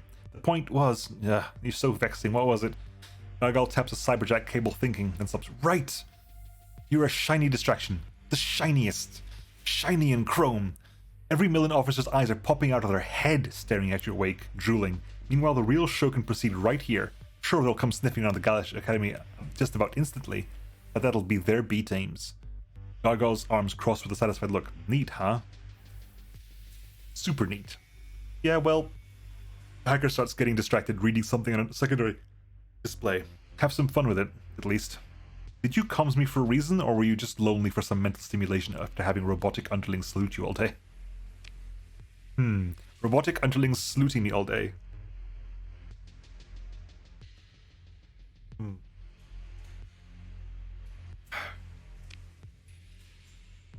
Hey baby, what you want? What do you got for me? Nothing major. Fine. Baird taps her desk controls. With the gate scans completed and Dowd's assurance that the hegemony will not interfere, we may proceed to the implementation phase. The Provost allows herself a small smile as she turns to you. This is Scylla's moment, of course. Let me link her in. Provost Baird, Captain Moon West. Cruz greets you. Explain the Janus device, Baird says, for the captain here. She looks nervous. The prototype, oh yes. She begins. In the broad strokes, to scan for the gate aperture, we direct a self-modifying phased hyperwave pulse which causes resonation in lower dimensions which... She notices she's losing her audience. Not really, I was paying attention. The principle of the Janus prototype is similar, but far more energetic. By tuning the pulse to the unique resonant structure of a particular gate aperture, one might, theoretically, activate that link. A second input would then target a known gate egress. Though avoiding destructive interference in the Calibi-U manifold is tricky. And this would reopen the gate network? Baird cuts in. Not exactly. Thank you for your attention to detail, Scylla, but if I may summarize, at this level of energy input, a temporary link should be created between two gates. The Provost gets a distant look, then with sufficient energy in stable resonance injected into the gate Then with sufficient energy in stable resonance injected... See, this is not a... It's not me, this is an incorrect sentence. Then with sufficient energy in stable resonance injected into the... There's a word missing here and I don't know where it is. There's a word or a piece of punctuation or some kind of conjugation mistake here. I haven't got the brain for it right now, but that is not a correct sentence.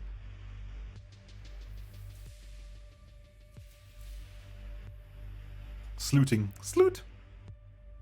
Then with sufficient energy in stable resonance injected into the entire gate system. Looks okay? Then my eyes are just... My brain is just not working right now. I think I personally would have been like... I would have put...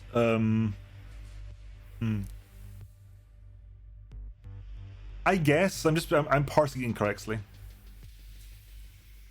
Then, comma, with sufficient energy in stable resonance, comma, injected into...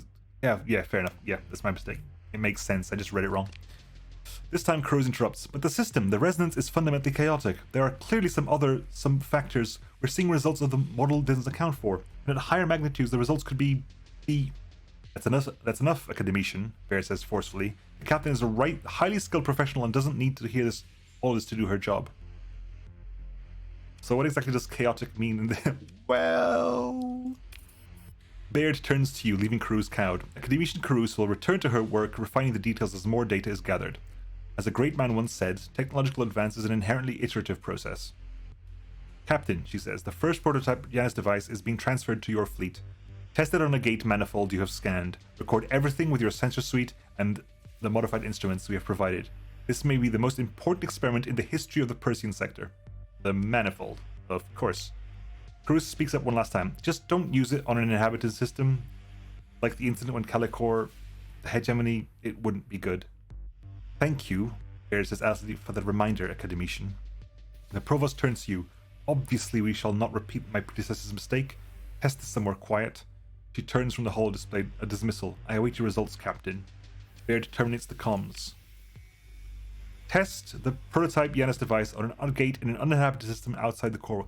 Right, so we're basically searching for gates outside the core worlds now. Because I don't think... The only place I know that has a gate outside the core worlds, I've bloody called... No, that's a lie. We can go to Morgoth. We can go to Morgoth. We can go to Morgoth. Cool. I like using commas too. They're pretty great. You can put together sentences even if they run on. I use commas a lot. It's probably one of my failings. When I'm writing, I can make an entire paragraph a single sentence just by using commas a lot. What if you try to use it in an inhabited world? It probably won't let me.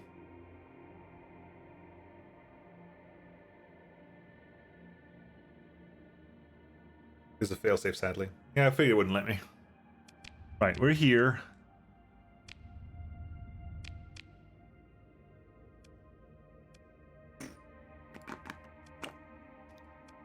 Okay, what do we have to worry about? Colony threats? None. Local? Yep, fine. Contacts? Gates? Some scanned, some not. But we need to go to Morgoth, I think. Because that'll be the closest gate for us. We'll head back to Delta Shogana. There's nothing to drop off, really. We'll just head back over there. And shrug, I guess. Oh, how are you doing? 1 day left until your spaceport is online. Hello there. Hello there. General Kenobi. Hi, Skypion.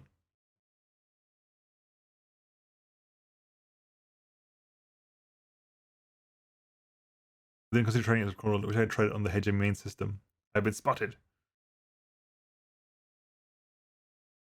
So yeah, I'll do supply and fuels. Okay, we'll see how Asakoko progresses.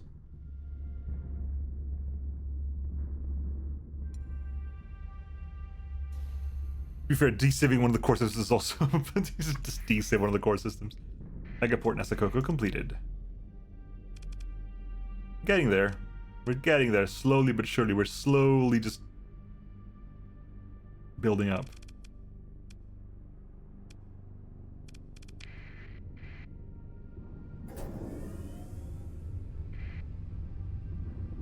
Oh, hang on. Have we got space in Zedekan? We do. Build fuel production. Money! Money. Just curious about the tech quote, and it seemed Sheng Ji Yang. Technological advance is an inherently iterative process. One does not simply take sand from the beach and produce a data probe. We use crude tools to fashion better tools, and our better tools to fashion more precise tools, and so on. Each minor refinement is a step in the process. All the steps must be taken. Singer rays incoming. Well, Singer is the easiest one to glass, so...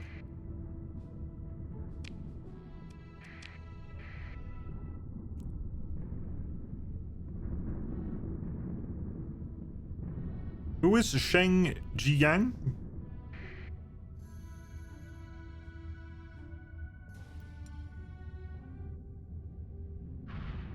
Oh, of course, yeah, Alpha Centauri. Yes. Oh, another game reference. Alpha Centauri is a great game, by the way. If you haven't played Alpha Centauri, it's a fantastic game.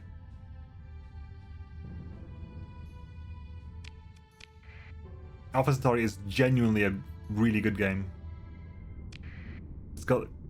It's got so much character in it. It's fantastic. Yeah, Leader of the Human Hive. Yep. Absolutely.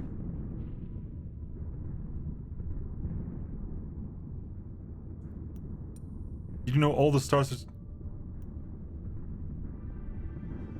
All the... Hang on. Whoa. Hold the phone. Hold the phone. Do they? Hang on. 1 second.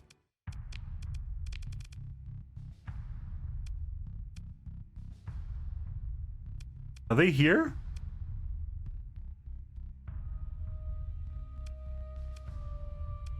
There you are. That's one of them. That's one of them. That's the Irish lady, isn't it? That's Queen Miriam. That's Miriam, whatever. Is this me? I got the storm skill now. Red green glasses. Hang on, I used to play as the scientist. Yeah, there's this Shenji Yang. Shenji Yang. There you go. That's Shenji Yang. I think that's Morgan. Is that Morgan? Either that's Morgan or where was he? That's Morgan, I think. I hadn't clocked onto it. I hadn't actually realized. I played university a lot. Where's the university guy?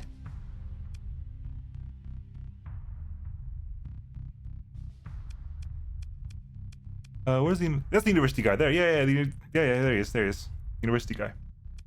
I always played university because, you know, science derp. I always played tech, so that's a very little detail. That's actually super cool. There's all the images.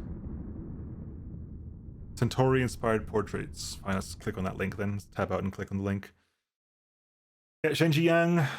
Oh, Morgan's over that one, yeah. Jarkov, Pravin, Lal, Santiago, Miriam Godwinson, Deidre Sky. So it was really cool. Like, that is such a good game. That is such a really good game.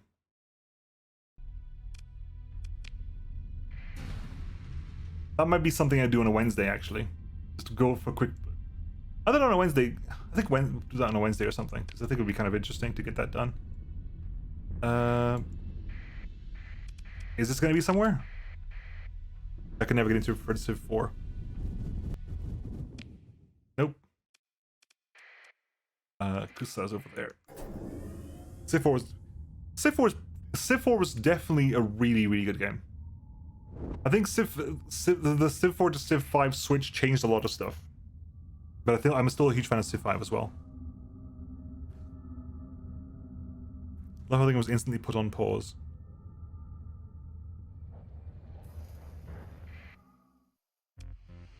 Boop. Boop, boop.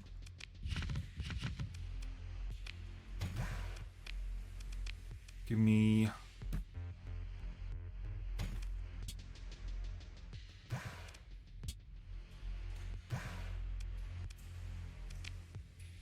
I loved Civ 4 Warlords. Alpha Centauri came out way... Yeah, Alpha Centauri is a long time ago.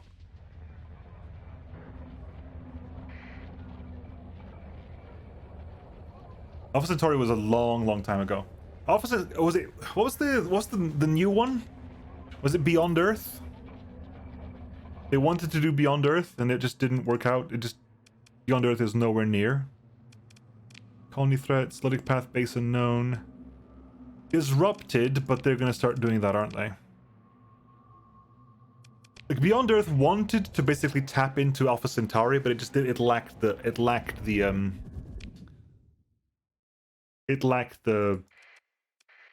soul, I guess is the best way to put it. It lacked the soul of Alpha Centauri.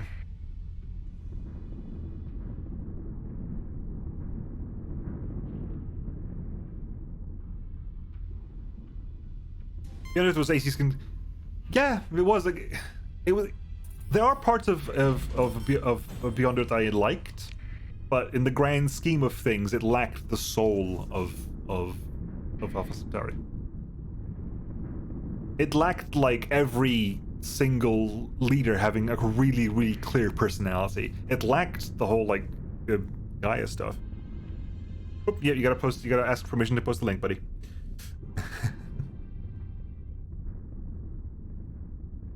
Well, I've scanned Bale already, so that's not a problem. Bale was the first one I scanned because it's very helpful to me. It's really next door to home.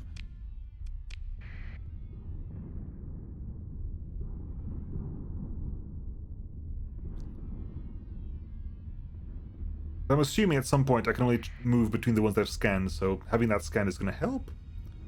Maybe if Google found a comparison of the AC leaders with portraits. Let's have another look. Have another check. Alpha Centauri has various worldviews in competition. It was a game about seeing things. Exactly. Yeah. Alpha Centauri, every faction had a specific worldview to be concerned about, and therefore every leader was a character, definitely was a person, and had interacted with the world in different ways and reacted to things you did in different ways because of their factions and their beliefs, which were all coherent in and of themselves.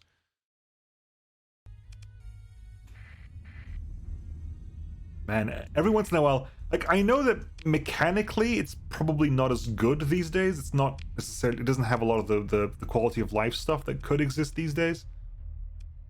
But still. Anyway, this is Morgoth. But it is still a fantastic game.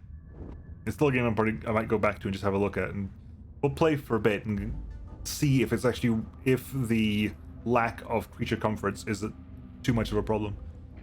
Right. Silent Ring of Adamantine Material. Derelict of a former age, you activate your command interface and tap over the Janus device prototype controls. After a barely discernible pause, an alert appears. Unknown gate signature, scan required. Your command display shows the hyperspace manifold. It is calm and cool. The scanning beam flares and the hyperdimensional display spirals and ripples spill in bursts from the gate, surging into inconceivable geometry. You hear a wisp of faint music. Captain, the scan is complete. I'm also going to save before I do this because I have no idea what's about to happen. Not a clue. And if the Tyranid come out, I'll be angry. Here you had no depth. Yeah. Right. Janus type. You know immediately that something is wrong. The hyperspace manifold display lights up with garish colors and violent whirls and jags. The representation's color keys glitching out on parameters beyond any anticipated scale. You hear a discordant tone, the hyperspace storm alarm, weirdly sounded to hear in normal space, and something else, echoing somewhere which only exists in your mind like a wail of pain. Your sensors officer shouts a warning, wavefront approaching.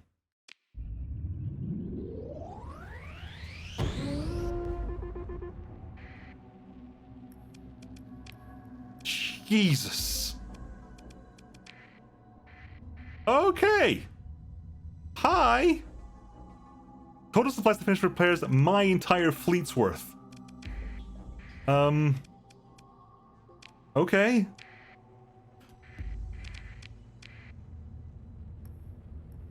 Ouch.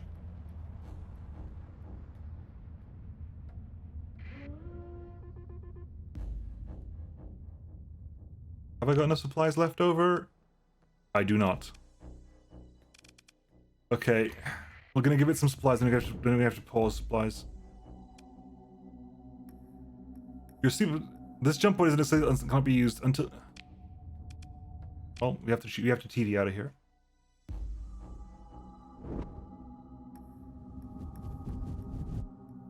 How are we doing? Okay. To Delta Sergana we go.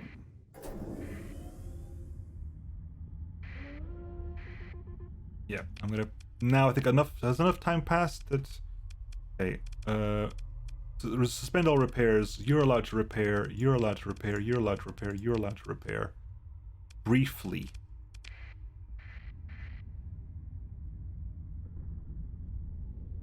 Until they're out of red. Once they're out of red, they're back to stop repairing. Damn it. You're out of red, so you can get stopped. You got hit. You're out of red. You're still in red.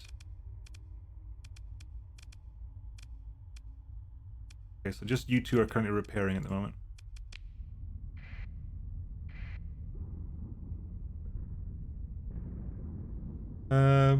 Hi, what's up, friend? I recently started playing, and it's great. The faction mods theme is incredible. I haven't installed any yet. The question is, if there's no campaign, there is definitely a campaign. There is definitely a campaign, buddy. If play the campaign and go and do the tutorial, and that'll lead you into the campaign. No problem with that.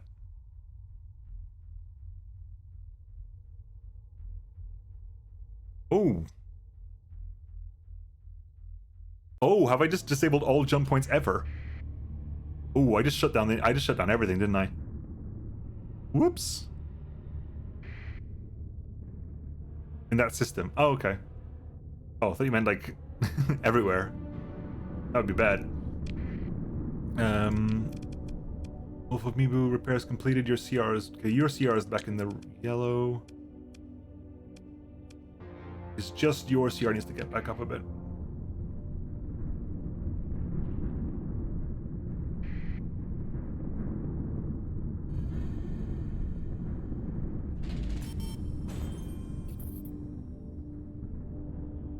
Right. Keep going.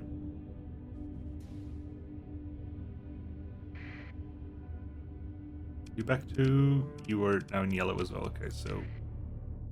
We're just doing raw maintenance right now. How are you doing, by the way? Help. Patrol HQ is online. Orbital stations being built. Way stations online.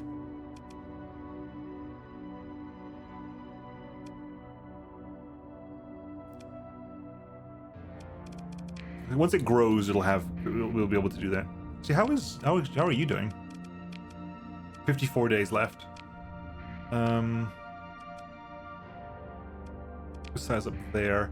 We have to basically, we're gonna pick up and drop off a synchrotron core as well.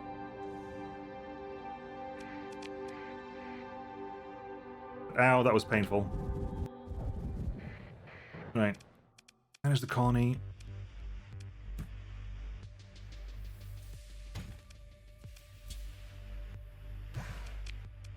Right.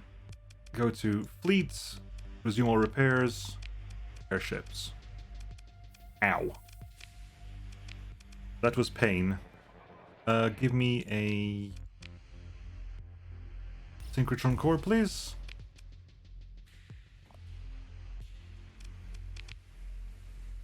And cool. Let's go drop that off at Usadaken. My first fight rolled up in Mech HQ, the campaign part of the Mech Suite. Ooh, how'd that go? What were you running?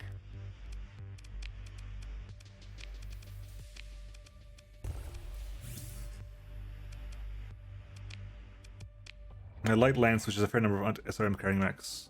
SRM on the pen and paper is deadly. SRMs are really deadly in pen and paper.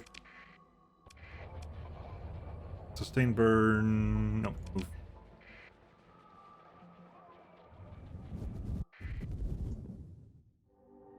Is this like single player stuff? Have they added a single player campaign to MegaMech?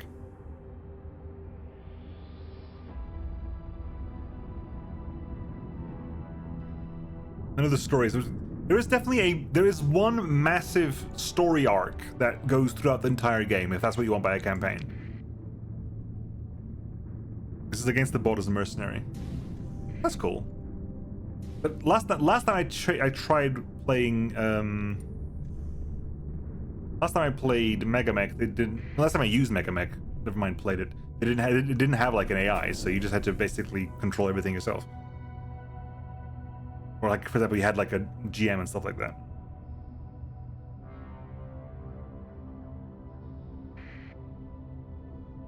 Good.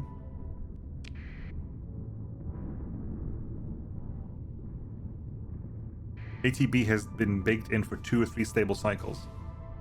We're not playing Starsector all the time. You can call them years.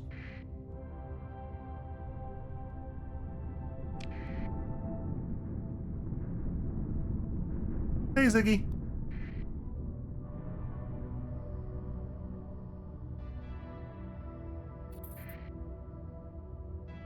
This will be 4 years. I mean, dev cycle. I know you meant dev cycle. I was making a joke. I was making a funny. You may now laugh.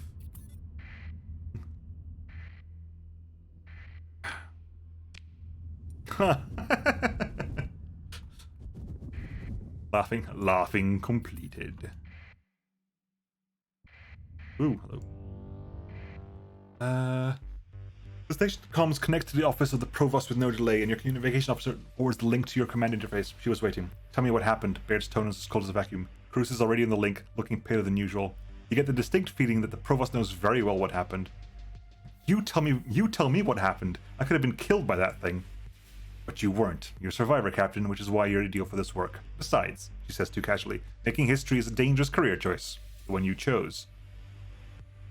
Baird turns to Cruz. Academician, when will the next iteration of the prototype be completed? We need more time. Academician, Baird begins with a warning. Cruz interrupts. I'm a theoretician, not an engineer. This isn't a matter of just fitting pipes or aligning aircraft plates. What we're doing is completely new, and our engineering process is primitive. We're scientists trying to assemble the equivalent of a new hyperdrive in a teaching workshop. Not only are the facilities insufficient, the project application falls outside my expertise. Baird physically calms herself, but beneath her collected facade, something seethes. You do realize, the Provost says, that I'm holding several Hegemony ministries at bay. They're rearing to storm and purge the Galatia Academy again. Galatia Academy, pause. Again. It's only game. Why do you have to be mad? All I have on my side are the good graces of the hive scum Hegemon Michael Dowd. And that is the only held up by the sector-shattering promise of what the results of this project could mean. If I don't get results, the lucky ones will live out their days in some oubliette near the core of Quattle. I'm sorry you're having trouble, she says without a trace of apology, but I'm accommodating the conditions circumstances have provided. It's only a game, Baird. Thank you for the follow, PC Max Jaws. Much appreciated. So, Alminsula, take your time. Baird finishes with an icy sarcasm. Cruz starts. She wants to speak. What? Baird says, is it? I need Alyssa Zal. Cruz says quietly. Who? Says Baird. Her patience for excuses at an end. A friend, an engineer, the best hardware wizard I know, I've ever known, except she's, in trouble. It's a long story, but when we knew each other back on Western S, there was... Baird interrupts in the backstory. Captain Moon West, get Cruz's friend if she thinks that'll help. Do whatever it takes. Kill, bribe, blackmail, I don't even care. Be smart and be quiet about it. If we get a new prototype before you find this Alyssa Zal character, we'll try that route. If not, carry on. I don't want to know the details because I do not care.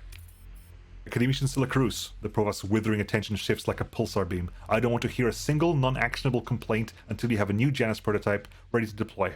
Captain Moon West will run any of your little errands. Now, the Provost concludes, I have a meeting with a very prickly Hegemony inspector, and we're both going to pretend that we know nothing about what just happened out there. Both of you get off my comms. Link terminates. She angry. Baird angy. Baird super angy.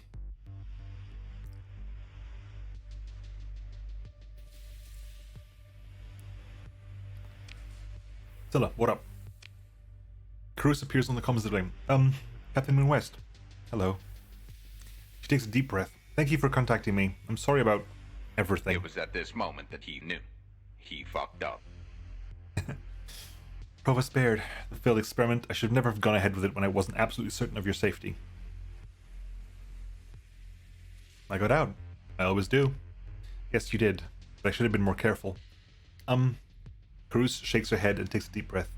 So about finding Alyssa Zal, I think we need Gargoyle in on this conversation. Let me, Gargoyle appears in a flash. Scylla girl, what have you been where have you been? These goons won't let me into the lab anymore, so I snuck in when they were changing shifts. Your bright but style and conscious friends told me you were in some kind of important meeting. So I thought, how important could it be if I wasn't invited? So I had to ask Alvis what was going on. Can you believe it? You know how he is, stammering, all stammering and trying so hard not to lie or say anything against the old witch, and Hacker pauses, taking in Cruz's demeanor and yours. Oh, this is about the experiment and the exploding, isn't it? Queen Bee wasn't happy about that, huh? No, not especially. Yes, says Cruz. I mean, no, she wasn't happy, but what's important now is that we find Alyssa. Zal? Gargoyle interrupts, looking pleased. Yes, you know her? Oh yes, but please, I must apologize. Gargoyle says magnanimously, I've interrupted your story. Go on. I don't want to spoil something too soon. Cruz recovers her composure. Okay, yes, so I've actually been in contact with Alyssa's off on and on. Maybe the captain here knows about that. The problem with Alyssa is, well, she's being held sort of prisoner by Kanta. Gargoyle nods enthusiastically at this revelation. Kanta. As in the pirate warlord Kanta. Yes, that's the one. In the magic system. This is part of why I've been somewhat reluctant to bring it up. Missa told me to keep it, not secret exactly, but to be careful. Kanta has informers in many places. You know, blackmail, bribery, extortion. Anyone the Kantas can get their hands on, they'll use them. You can never be too careful, you can never be sure who to trust. Can you elaborate on Sort of Prisoner? Well, she's allowed some contact with the outside world. Privileges? Obviously, I guess, due to our arrangements. But that's all been through Kanta's organization, and then through whatever pirates owe the Kantas a favor. When Alyssa says, drop this instrument package in this orbit, if Kanta is behind her, it gets done. Alyssa can sneak some things past Kanta's people, or work is beyond them by a long shot. Bruce smiles with pride at this, but it's risky, and getting riskier. Kanta's a bit, she flutters her hands, trying to figure out how to express it. Her reactor's a bit leaky? Gargoyle, I feel like you know something about what's going on. Oh, no, the hacker says, but yes. Oh, no, but yes. A little here and there. I mean, how could I not? Zal has a reputation. She's the Zal. It would be a delight to assist another Zal scheme. You can tell from the way Gargoyle says a reputation, this is a sign of great respect from someone who does not respect easily. What do you mean by another Zal scheme? Did I say that? Says Gargoyle, failing to look innocent. Fine, yes. Another. Remember hacking the Aslan relay? The hacker puts on a wistful look. Zal really pulled through on that job. How'd we get Zal out? I can get you in, Gargoyle says deliberately. You know, to talk, find an angle. I think that might be how to do it. I may have worked with someone who... Oh, twist my arm. Yes, it was Kanta's... Gargoyle counts off a figure. Fourth cousin's grandnephew or something. There sure are a lot of Kantas, aren't there? Very busy, the Kantas. Point being, I may have acquired a digital token that'll get you an audience without getting shot on sight. From there, well, you also have a reputation. Tell Kanta you'll do some work for her. You're a hot item in the dark hypernet, what with everything you've been up to lately. Is hot good? Gargoyle begins transferring digital token. Up to a point, there's hot and then there's radioactive. Right now you're definitely hot, but you want to be careful about reaching critical mass. Yes, we certainly don't want that, Cruz adds, but this is wonderful. If Gargoyle can give you a way in, then you can somehow get her out? Maybe make a deal? I'll do whatever it takes. I don't have a lot of credits, but, I would, if it would help. I'll just make it up as I go along. Intuition hasn't failed me yet. Pretty much. Her reactor is leaking. Oh, dude.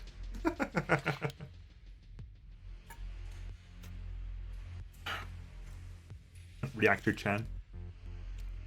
I'll just make it up as I go along. Intuition hasn't failed me yet. Both Gargoyle and Carouse look confused for a moment. Hacker recovers first and says, best of luck. Be sure to comms if you need anything. Academician looks pensive in the face of this bonhomie. Thank you, Captain. You won't regret helping Alyssa, I know it. Anything new for me, husbando?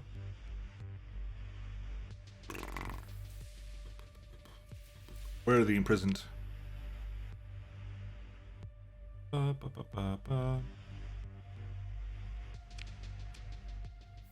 Artesis. I can't be bothered. I'm making more money that a month now. Right. Kanta time.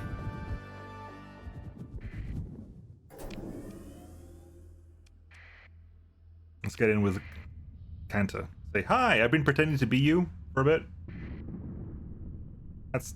You're okay with that, right? Hard activity Arcadia. No. Right, where is Kanta's den? My transponder's off. I do have the Ziggy in my fleet, so who cares?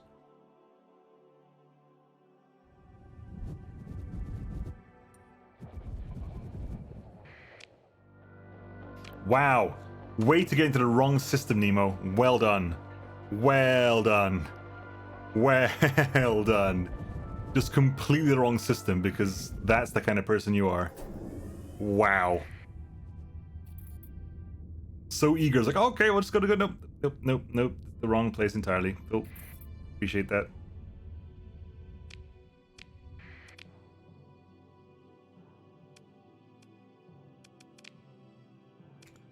And Kanta's den is there for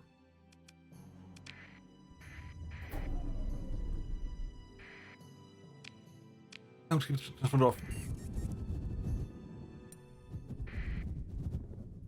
This is your first time playing Starsector. You'd think so, wouldn't you? You'd be forgiven for thinking that. Pirate activity? Yeah, exactly, right.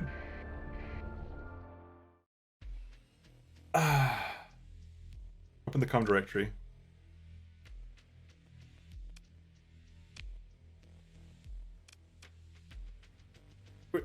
We're meeting Kanta, right?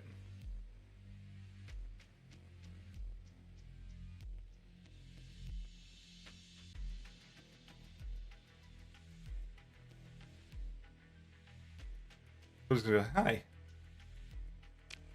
Dowd goes through the routine chatter with what passes for traffic control. At the point that control asks for the standard bribe for a good landing slot, you have comms control for your datapad. Yeah? Who's this settled in? Control crackles. You gonna buy me lunch, or do you like waiting? Let's make it easy, friend. Do you like your fry red or green? You transfer a fractional credit over to the thug running traffic control, enough to cover a generous meal or order a round of cheap drinks. There's one to brighten today, Control says enthusiastically. Me, I like going halfsies with the fry, a bitter each. Shuttle, you're cleared to land at munitions bay 12. Let someone important know I'm here to see the Warlord Kanta. Copy that, Shuttle. Hold, please.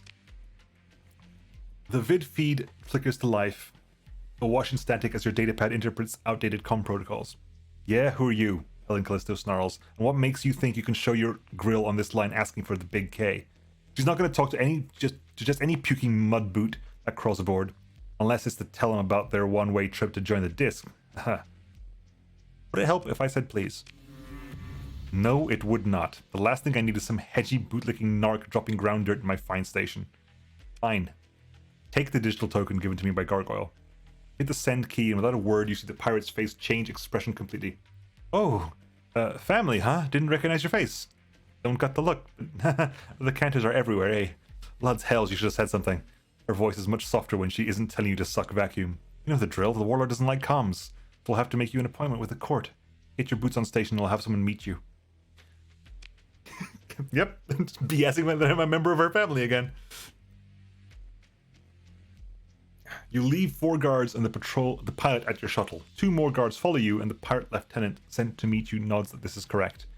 You're led through a primary access corridor towards the center of the station. You adjust quickly to disjointed agrav fields, an effect you suspect is intentional, as ranks of pirates of all shapes and sizes eye you for weakness, murmuring crude comments and jostling for prestige. You can almost pick out a pattern of relations in their faces. This is a family business, and in their arcane uniforms, they're bedecked in prizes. Modified combat armor plated with gold and gems, stolen high-end vac suits redone in off-brand colors, Tri-Tachyon neck scarves crudely knotted. Ostentatious luxury wear. They wear their wealth on the outside, and the more garish, the better. Past pitted blast doors hung with crimson skull banners, a large bay opens. The lingering acrid scent of energy weapon discharge hangs in the air, almost, but not quite, concealing the odor of rotting meat. You're brought before what can only be described as a throne, tastelessly backlit in blood red for maximum effect. The caps, badges, and insignia of various naval officers are impaled on fused blossoms of trophy weapons. You recognize kit from all over the polities of the Persian sector. Above all is the hissing, thrumming figure of Warlord Jorian Kanta, or Jorian Kanta. More machine now than human. Her face is a mask. What skin you can see is leathery like the rad scarring of old spacers. A synthesized voice booms from the throne. Submit before Kanta. Before her, a strange small man hunches. She wears some parody of a doctor's surgical garb. You had best kneel, the doctor hisses. No. If a broken atmostribber could laugh, it might sound like the noise that comes from Kanta. A stander, she shouts. Oh, I hit the wrong button, haven't I? You note that her guards remain relaxed. We like you. A Hegi would heal in the mud because all they know is following and groveling. You stand like a spacer. Her head tracks you. Kanta will hear you. The small doctor steps forward and clears his throat and says, I am Dr. Sidonia, personal assistor to the Warlord. He nods stiff-necked, the tiniest hint of a bow, then addresses you before the entire court. You bear a token of Kanta's kin, Nashian, who is of the outer family, but Nashian never gave you this token. I checked. The guards react, lowering their weapons, not training them on you yet. Kanta speaks again, raising a gauntleted arm for emphasis. We know the family is safe, so we will not take your blood. Not this day. Lucky you, the doctor whispers, smiling, then speaks louder. The great warlord is wondering, why would a thief dare show their face before mighty Kanta? The warlord makes an art of correcting those who hold the misguided belief that they may steal from her. His spindly arm extends to indicate something piled in the dark around Kanta's throne, the round shapes in the shadows, a glint of ivory. I'll waste no time. I'm here for Alyssa Zal. Dr. Sidonia pulls back, shocked at your directness, and glances to Kanta to gauge how he should react. He scurries up to her throne to whisper in her ear and listen. Satisfied after a short conference, the doctor stands forward to address you. The great warlord is intrigued by your knowledge of her queendom, Sidonia intones, relishing the drama. When the outer family and the great Kanta's watchful subjugants from all across the sector whispered about the cleverness of the Captain Moon West, their words were no mere neutrino ghosts. His voice darkens, but here your journey comes to an end, Captain. Such insolence. He motions to guards who raise weapons. The warlord will... With a clank, Kanta herself stands, and her amplified voice drowns out Dr. Sidonia. We see a predator, a hunter, a trickster, a warrior. We see a weapon. We would wield you. The cowering Dr. Sidonia licks his lips and turns back to you. Her ruthlessness would wield you, he admits, then addresses the court. Glory and riches flow to those who warlord so honors. My payment will be Zal. Sidonia hunches forward and speaks quietly. Simply access? Or no, your demand is the whole person? Kanta went through much trouble to acquire that asset and is loath to give it up. But, his eyes twitch, addressing cybernetic implants, we understand that your abilities are exceptional, and you have access to, high places, special technologies. I may be able to convince Kanta to let you have the asset if you will serve, well, just... Kanta's voice booms out again. Bring me back my pet Loke, then Zal is yours. Blood for blood, the pather called Cotton will be taught Kanta's justice. Oh, cool, I get to kill a pather. Sidonia cringes at her demand and smiles apologetically as he steps back to address the court. The great warlord will have her pet returned. This Moon West, this will be her champion, where all others have failed. He leans close to you, smelling of vinegar. Sidonia speaks quickly and quietly to you, eyes flickering with words and images only he can see. Brother Lival Cotton, a rising star of the Ludic Path, based out of the planet Epiphany in the Algebar system, generally. He could be many places, however. One of his cells kidnapped Kanta's pet, a clone of the former warlord Onesimus Loke, and my creation. She wants her pet back. No one else has managed to track Cotton down. She's... He frowns, hesitant to reveal something, then gives in. She's obsessed. It's made things difficult. Do this and you may relieve me of Zal as well. That meddling tinker. Ouch.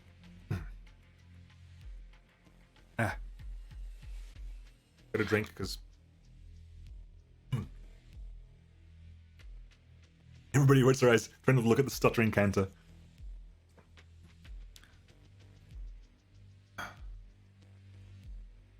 I'd like to discuss additional terms.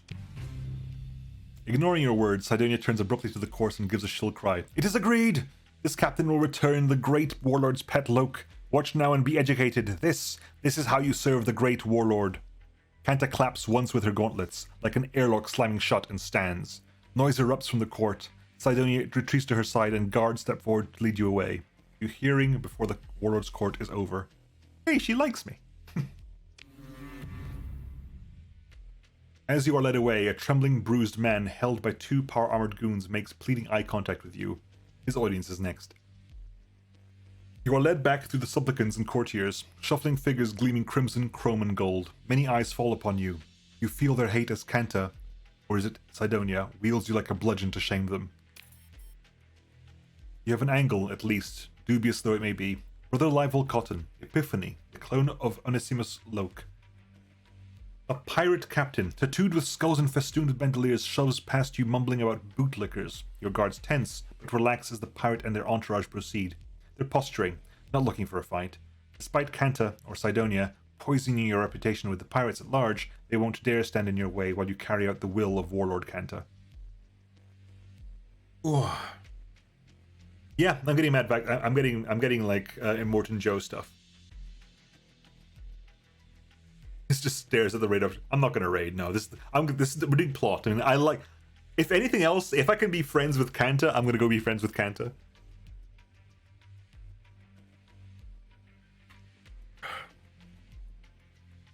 There's that one relationship point that buying that guy lunch lost. Well, to be fair, buying that guy lunch didn't even cost me anything. To go back after the lunch buying. Yeah, I didn't actually lose any credits for that, which is weird.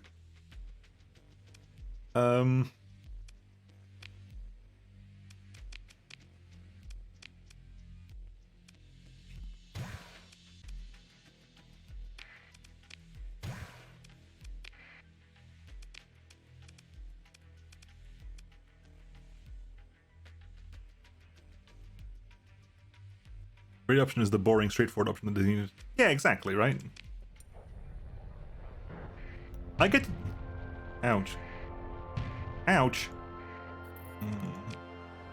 I get to basically wreck Epiphany on Kanta's say-so. How would I not like that?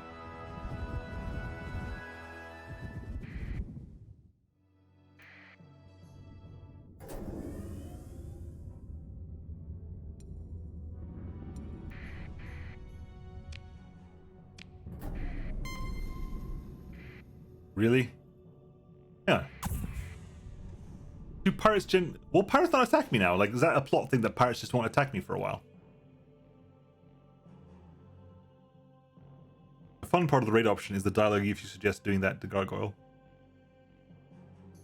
That's why Next warned me when I yeah, this stuff, this Next breaks the plot because of the stuff that is required there. That's one of the reasons I haven't installed Next yet.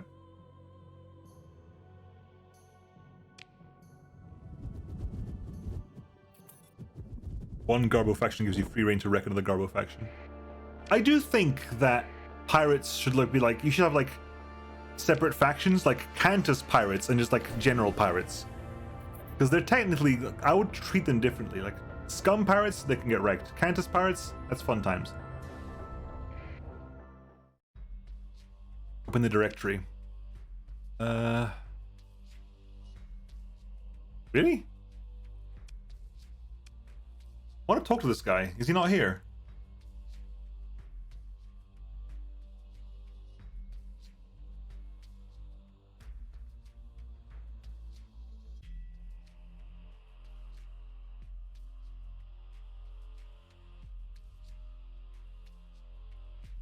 I want to see if we could talk to him, but apparently we're going to. Yeah, we're going to, because he's not here to talk to, so we're definitely going to. You convene your senior officers to discuss the option of seizing Locke clone from Brother Cotton's forces. Sigint is spotty due to Pather's low-tech operations, and Human nearly impossible due to their fanaticism. Nonetheless, your officers have identified several possible fortified compounds connected with Cotton's sect. Any attack on Cotton will be viewed by Pathers as an attack on all. Oh no, the Pathers will hate me! Once the shooting starts, you'll anticipate security forces to arrive planet-wide, so this has to be a quick operation. Hitting Cotton's strongholds all at once in a surprise raid will require many Marine squads, but it will ensure the greatest odds of finding the Locke clone.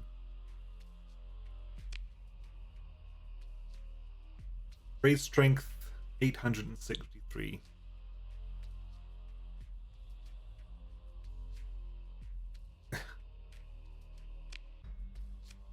Boop.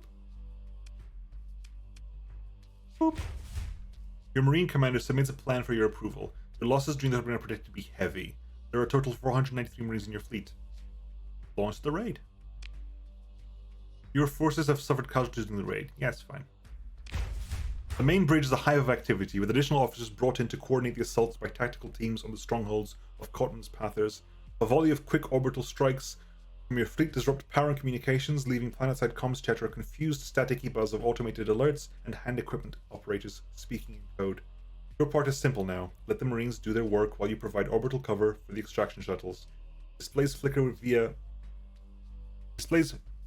with vid feed. A live order of battle charts ticks off nodes as casualties tick up. You watch and wait for your raiders to return. You meet the successful extraction team in the shuttle bay. The smell of vacuum and combat fills your nose, burnt, acrid, and metallic. A couple of Marines in power armor undersuits escort Clone Locke into your custody. He looks around curiously. Seeing you, he stops, makes a bland, lopsided smile, and says, "Lud blesses you, friend." You have him escorted to the brig for safekeeping. Your personal comms starts beating. Scattered planetary's defenses are starting to activate. Tactical reports a tentative radar sweep from some kind of ground battery. Nav, get us out of here.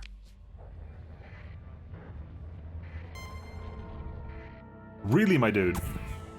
Really?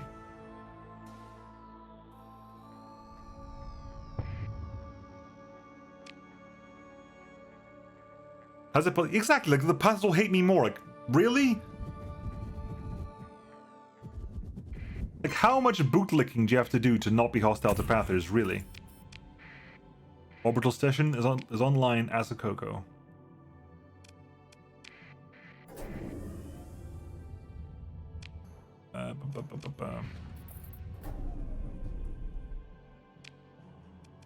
Kanta's only moved a little bit. Help.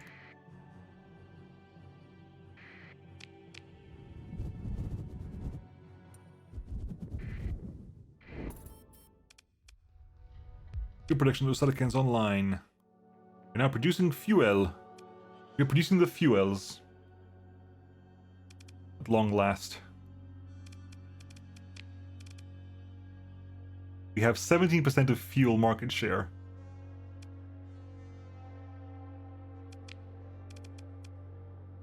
Trade fleets lost.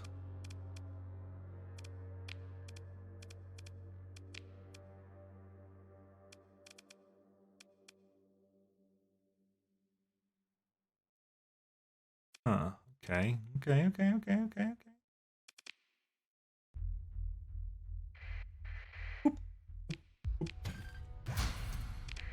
Right, Kanta. I brought back your toy. I don't really want to know what you're doing with them, but sure. Money! Your nav officer calls your attention to the bridge display of the local volume. What passes for traffic control around Kanta's End appears to be non-operational. A comms request blinks suddenly. A warlord Kanta appears, a masked face atop a throne draped with the trophies of raids and conquest. Beside her, of course, is Dr. Sidonia, who begins to speak. Ah, Captain, do you return our dear Locke? I have Locke for you, but first I want Zal. Kanta laughs inhumanely. Ah, the doctor licking his lips. I'm afraid it isn't quite so simple as that. You've not pleased the great warlord Kanta sufficiently for her simply give you her prize tinker. You call yourself a warlord? You're a small-time cheat and liar.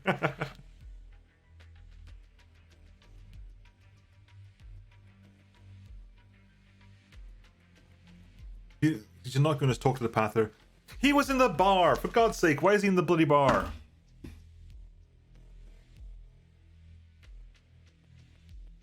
Who? Why was he in the bloody bar? That's annoying. Why is he on the comms? Like, it's...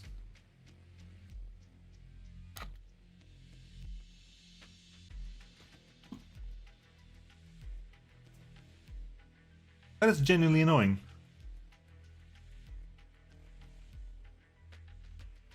Oh.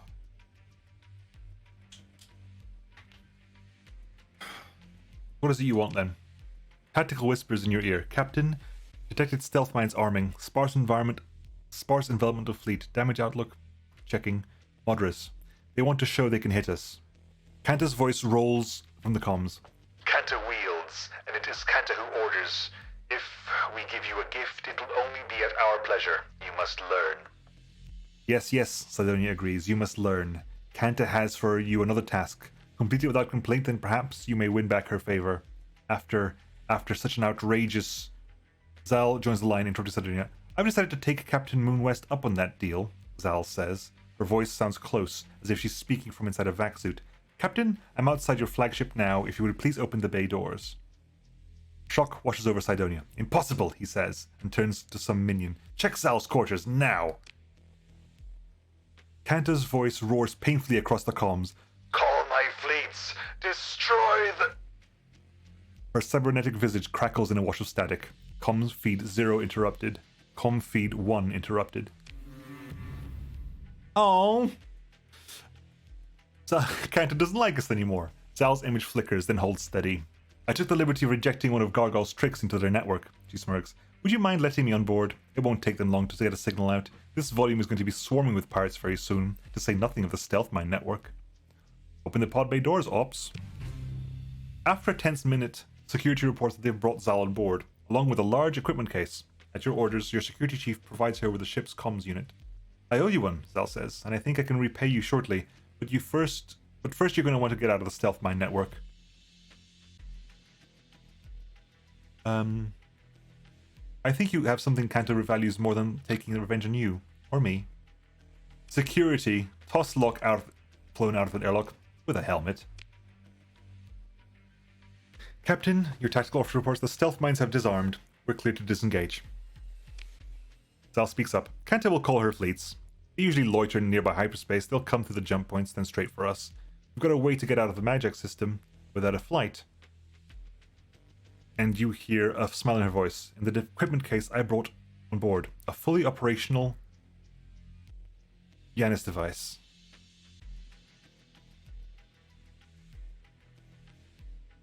No, I got Zal, Kanta gets Locke. That was the deal. Oh God! No, God, please, no! No! No! No!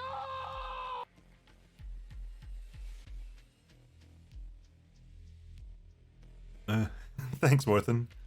This isn't going to be another Galatia incident, is it? It won't be, says Zal, I promise. And besides, if it was, imagine the hammer that would fall on Kanta. Nav, set course for the Magic Gate. Course locked in, Captain. Navigation responds, a little nervous.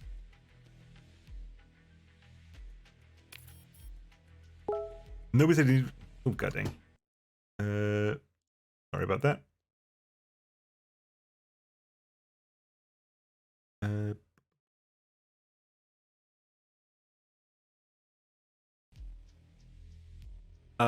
Make it so.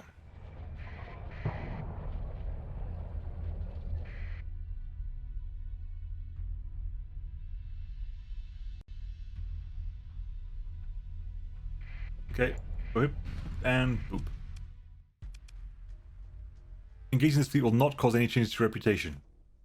Wow. Comlink? Just that, or you're boring me. Fine.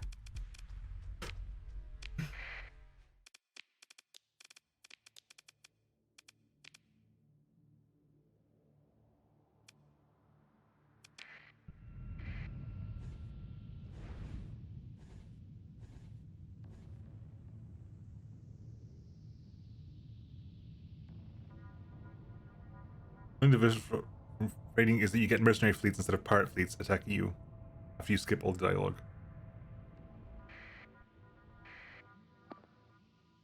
What are you doing here, Nagorian? I guess I hit all, and I guess you were you were part of the budget, I suppose. In which case, you grab that. Oof. Someone's gonna have a very... that kite's about to have a very bad day.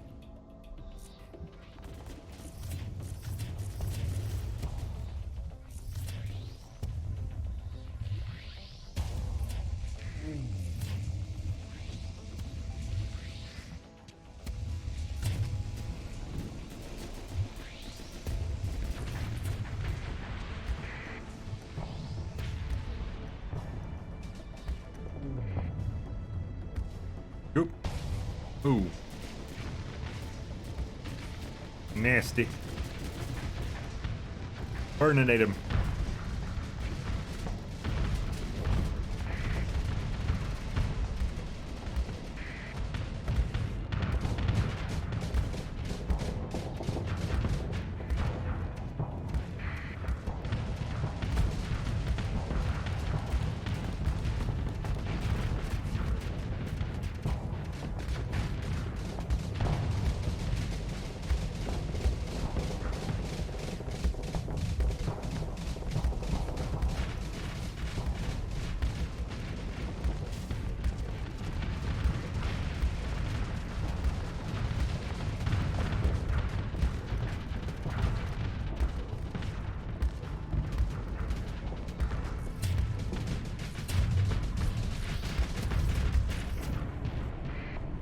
Hey, what's happening over here? Let's stop that.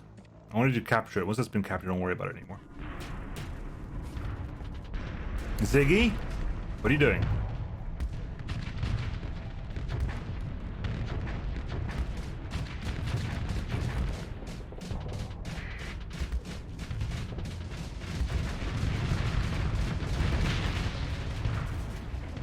Right. Uh-huh.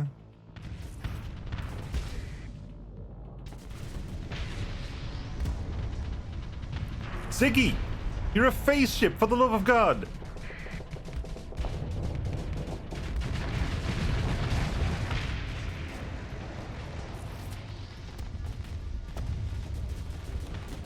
Take off every Zig.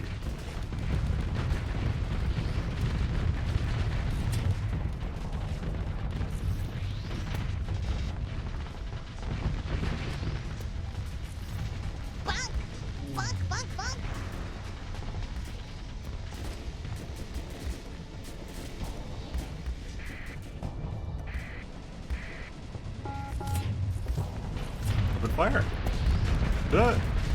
Ziggy, oh my god.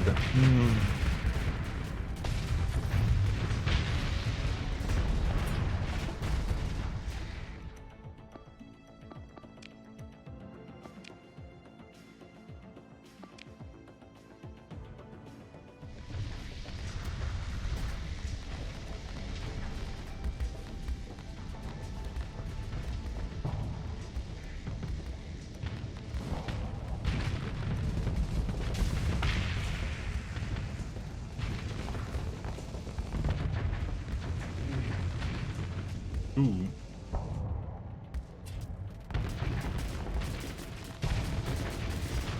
EMP.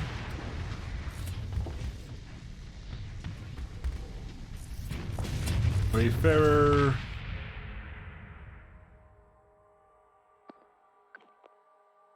Go for that one. Drive me closer. I want to hit them with my sword. There it is. There you go.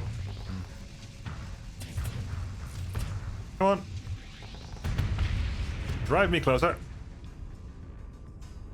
Yeah. Right.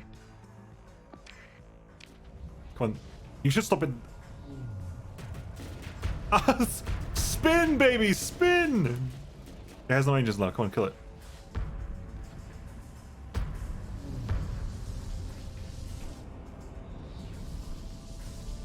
Stop its engines. There you go, you have no engines left. Kill it.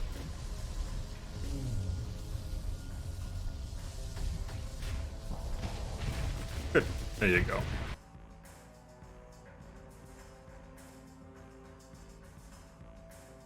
Try spinning. Hey, that's a good move. Let's see them. Second in command. I'll take you out. How about good? Ship recovery, don't particularly care. You have nothing I want. Story point.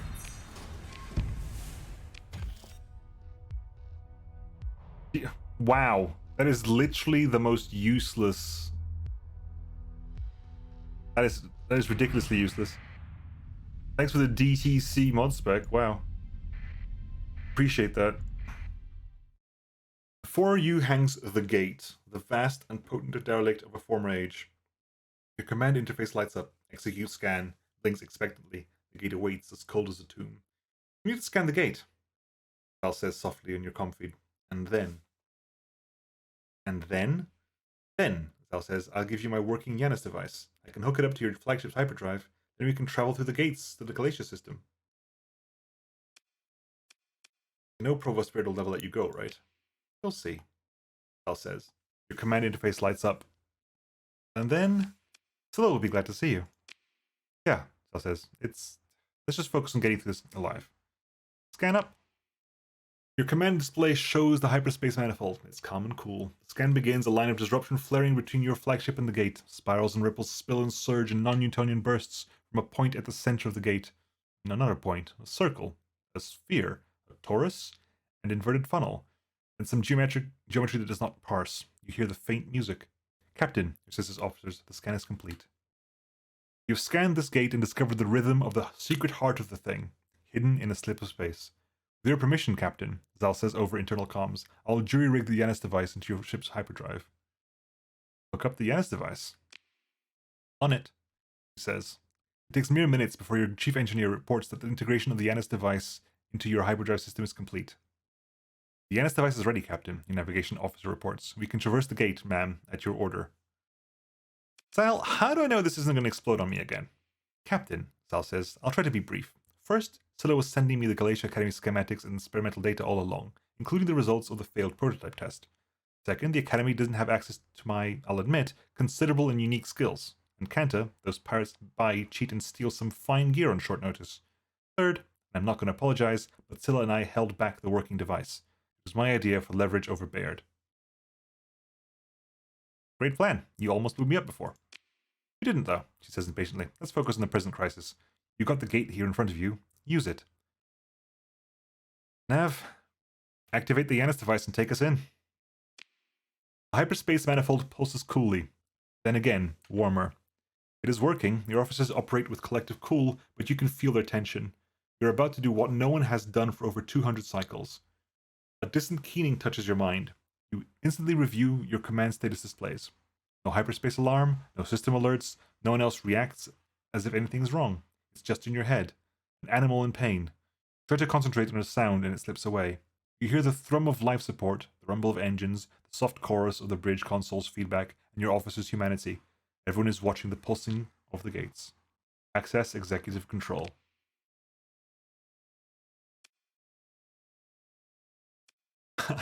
I now have a fast travel screen. Fuel required 170. Oh, cool, it requires fuel. Initiate transit. That is nifty. That is nifty. I like that. Does it remain on forever? Okay, it stops being on. Cool. I like that. That is cool.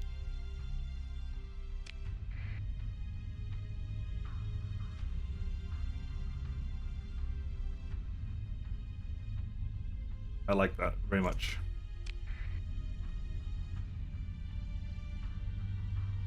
Somebody's edit in like the Stargate like travel sequence.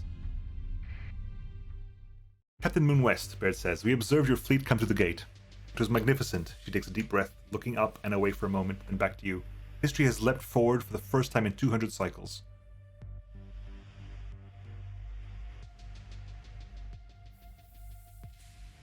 So this bit of dialogue, what if you jump out to the United system you were forced to... No idea.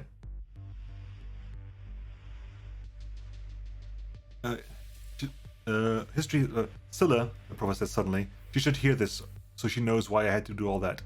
I did. I'll link her in. Carus joins the call, alert and expectant. Captain, she says, and Provost, we've all been watching the feeds and been in contact with Alyssa. Thank you. Thank you, Captain. The Provost raises an eyebrow. Prompted, Carus explains. Alyssa built a working Janus device and gave it to the Captain. She's brought us the full schematics. I should like to meet this Alyssa Zal, the Provost says evenly. Hello, Provost, the Zal says. Finally we speak. I've heard so much about you. It is a small thing, but you watch as Baird suppresses first shock and a flash of anger at her comms being joined without invitation. Alyssa Zal, Baird says. You can almost feel her judging through the comlink. This is all very surprising, she says, off balance. Academician Carus, Zal, we have much to discuss, but first get those schematics to the hyperspace labs. And Captain, the Provost addresses you now, if you would come directly to my office, we ought not to discuss details of the next stage on comms. Was ever confirmed that the Tri-Tachyon? Not as far as I'm aware. Maybe, but I don't know if they have or not. You take your shuttle to the Galatia Academy. Alyssa Zal sits across from you, smiling to herself. Planning something? Zal meets your eyes. Always, she says. You enter Provost Baird's office and she greets you with characteristic warmth. Come in, and make yourself comfortable, she says. You notice a bottle of something rare and 4 crystal glasses on the desk. She taps at her console interface. I wanted to show you this before the announcement went public. With, she adds with sarcastic reverence, approval from the High Hegemon. With a flicker, the holoprojector beams an image into the large central volume of the office. Your flagship, triumphantly exiting a gate, drive aglow, hyperspace bubble rendered invisible EM as a victorious golden aura. And this little show is only the first step, Captain. The link between two gates is momentous, but it means that so much more is possible. If we can open one gate, then we can scale the technology to open more. It'll take nearly unimaginable energy and the resources of a sector spanning Empire. Baird brings her hands together, staring at the hollow, and taps her fingers as if to let off excess energy. Though the factions of this sector are weak, the bones of the domain are scattered all around us. Academician Semisola has located a derelict coronal tap. Oh no. Which could provide this energy required to theoretically open permanent links in the gate network. And what if Carusa's theories are simply true? I've seen the word coronal used once before in this game, and it was followed by the word hypershunt. The only time I've seen the word coronal used is when it was followed by the word hypershunt, and frankly, screw you, game. The Provost's attention turns to the world around her. Where is Scylla? She was to report here after securing the schematics. She taps a key on the desk console, a touch of arrogant annoyance in her voice. Sebastian, have Cruz and Zal, have them sent in. She shakes her head and gives you a see what we must deal with look. As she turns away, the comms unit chimes. She turns back. What is it, Alvis? Is she on station or not? Stop stammering. It's a simple yes or no question. I see. She taps at the comms, the triumph draining from her expression. Security, find me Academician Scylla Cruz. And her. And Elisa Zal. Yes, immediately. Top priority. Another tap. And get me the insipid hacker. Yes, I mean gargoyle. No, just on comms. Sneak a glass of victory spirit while you still can. Quick, get a drink. With the bear's attention thoroughly and increasingly furiously focused elsewhere, you pour yourself a glass, sample the fumes, and sip.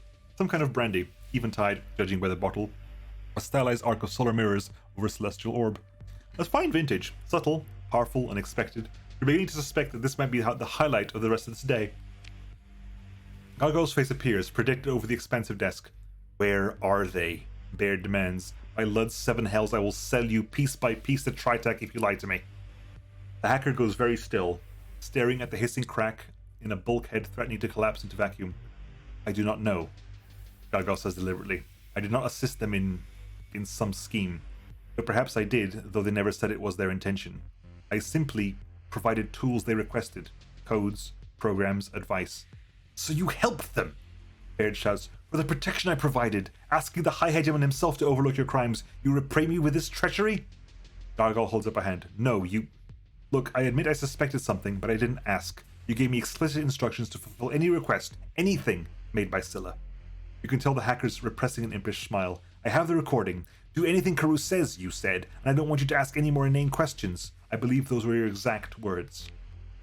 Baird slams her hand on the console, terminating the link. Her personal comms chime, then chimes again. She picks it up. Speak. She listens for a moment, then clicks off the comms without replying. Her hand trembling, she removes her spectacles, and you hear a small snap. She turns away, body rigid. Have you a knife for me too, Captain? Baird stares out of the window, broken spectacles dangling from her hand. An open gate, your feet poised triumphant in flight, from the cascading hypervortices of its great maw spins slowly and silently from the holoprojector. Ooh. So, about getting paid. Hang on. I kind of want to go with 2. Yeah, you can put a vote up between all 5 of them. I'm gonna go refill my water because my voice is gone. My voice is shot to bits. They're all pretty good lines. They're all pretty good lines. Hey, actually, all 5 are good lines. Yeah. Every last one of them is a good line. I'm personally leaning towards 2. But that's just me. Just leave without saying. That's also an option. That's also a pretty good option. Well, Morton will put a vote up. You can put the vote. You'll do the vote there. I'm gonna go get my water filled out. I'm back in a bit.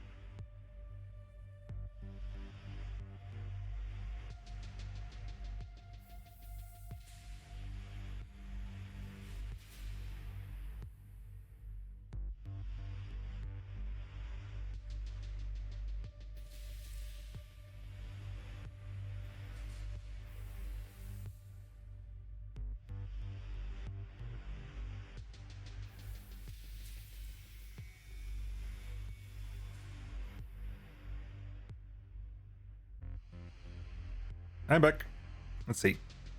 I threw channel points in for additional vote. What? What? Channel points? I'm confused. When you get back, I threw in channel points for an additional vote. What? I'm confused. What am I looking for?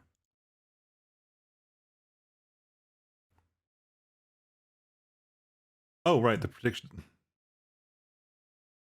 Second prediction? What? You can bribe the poll. Can you? Okay. Oh, I see what you mean. Right. So you can. I see what you mean. 1,000 channel points shouldn't be too much. Oh, is it? Oh, is it literally unlimited? You can keep putting those points in. Okay, that's less interesting.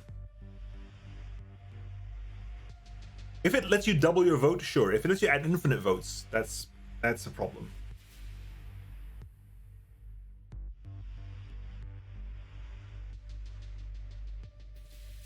Is it unlimited? That's annoying.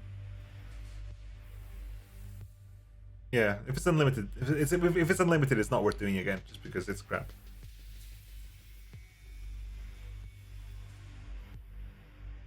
Oop, Lud, we gonna go Lud. You reap what you sow. As always, it's fine. You reap what you sow. Didn't Lud say that? For a moment, Baird says nothing. Then with scorn of raw, biting vacuum, get out. The heavy wooden doors give you at your touch, and you step through, surprising the guards of Miriam's place helmets. The waiting room of courtiers eyes you spitefully. What business does some upstart blah blah blah blah blah. You step through the air blah blah. Yeah, fine, we're out. Are we done? Baird, what up? Hi. After a short wait.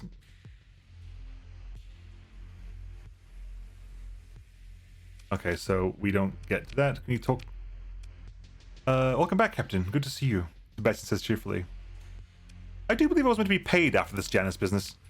Oh, Captain, yes, of course, Sebastian says flustered. I just, you know, everything's been going on at end here. Security, the shouting, yes, getting you paid. Let's see. He taps nervously at the console. Finance, contracts, West.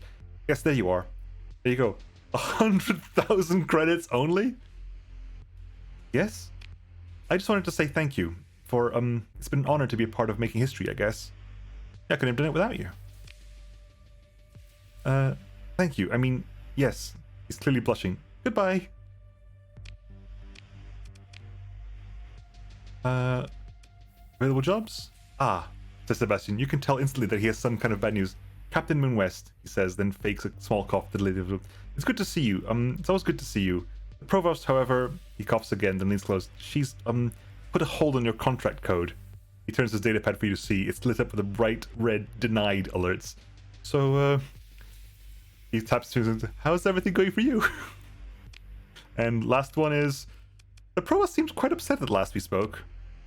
Ah, yes. Sebastian looks incredibly uncomfortable. It's been difficult, he says. For us all, I'm sure. He coughs and his eyes roam like he's looking for an escape pod.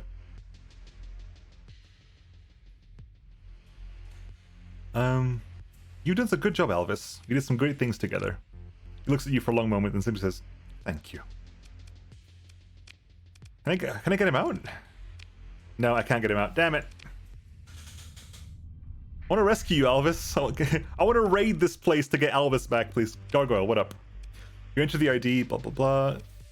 Your comms officer nods, ready to respond to whatever surprises Gargoyle thinks would be amusing to send through this time.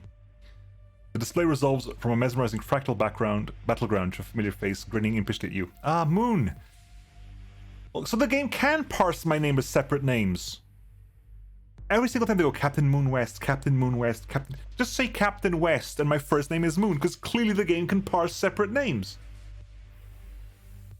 Are you back to find something interesting to do? I've got all sorts of wonderful ideas. So Baird hasn't thrown you over to the Hegemony yet? Nah, we've got too much to offer one another, Gargoyle says casually. Me, peerless skill, wit and resourcefulness. Her, boundless ambition exceeded only by her resentment. Is that it? The hacker takes off an additional finger. Me, the dirt, from both near and afar. Another finger. Her, credits, legitimacy, and if not forgiveness, then a clear head about the value of an asset despite personal feelings about said asset. I'll be fine, Gargoyle says, waving a hand dismissively. I must say, though, I am touched that you're so concerned about my well-being. Oh, I want to get all those people working for me now. Can't bring husbando. Sad. Yeah, right. I want to bring husbando out. I want them all like I want them all working for me. I want them all as officers or administrators. That'd be great. It'd be really cool if you get if you could get them as administrators for your fleet. Ask about the Glacier Academy. Common directory. I guess we're done, right? Yeah, we're done. Is that it? I mean, is that?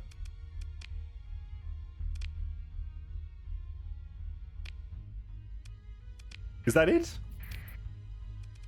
Are we done? Is that the end of the plot? Captain Moonwest and a long honorable title. Is that the end of the plot missions? So far, yeah. I mean, I just feel like they do because they mentioned oh, how far the path? 700 fuel to bar. That's fine. We'll take that.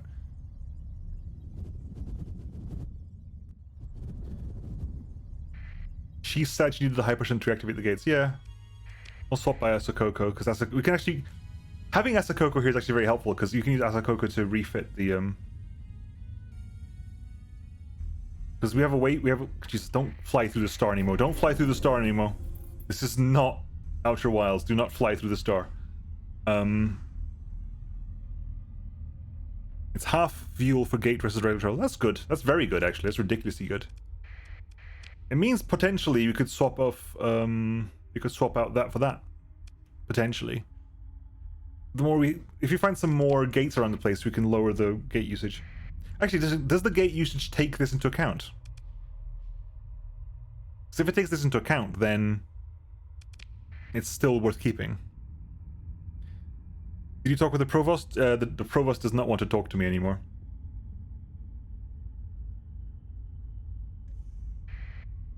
We have Asakoko Station. How's it going over here?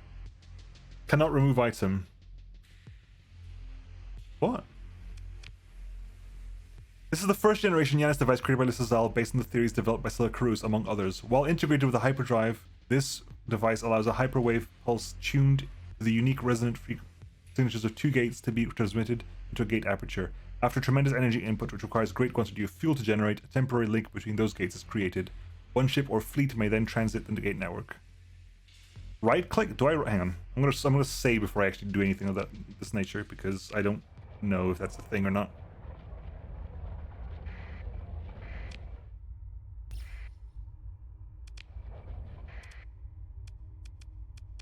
Why was that required?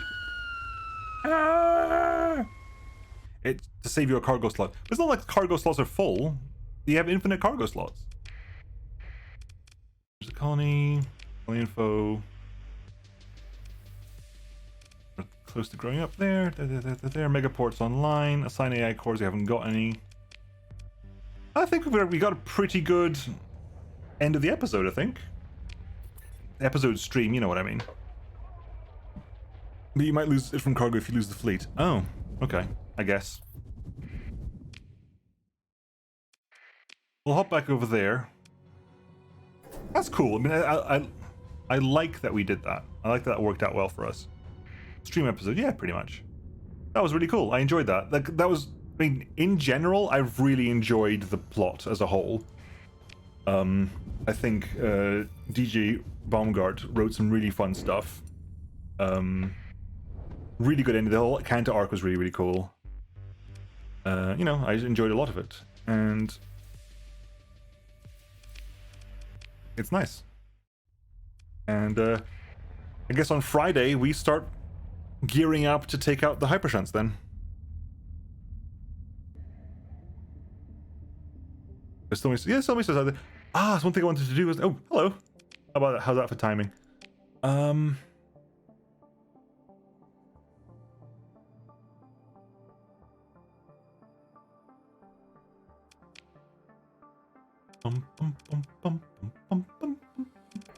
Because hang on, Usadaken, there is nothing else to build here, right? We have nothing else to build here.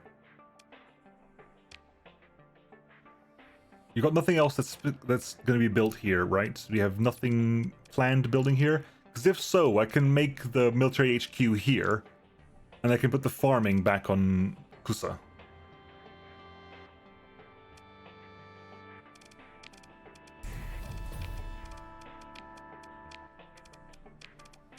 Might as well make use of the farming. Captain's log. I'll do a captain's log. Yep. We'll see. Let's do this. Okay, hang on. Let's F5. Right. So what is it? What's the date today? October 30th. Oh, hang on. Let's go for this. Hang on. Boom. Captain's log. October 31st, cycle 2016. Plot completed.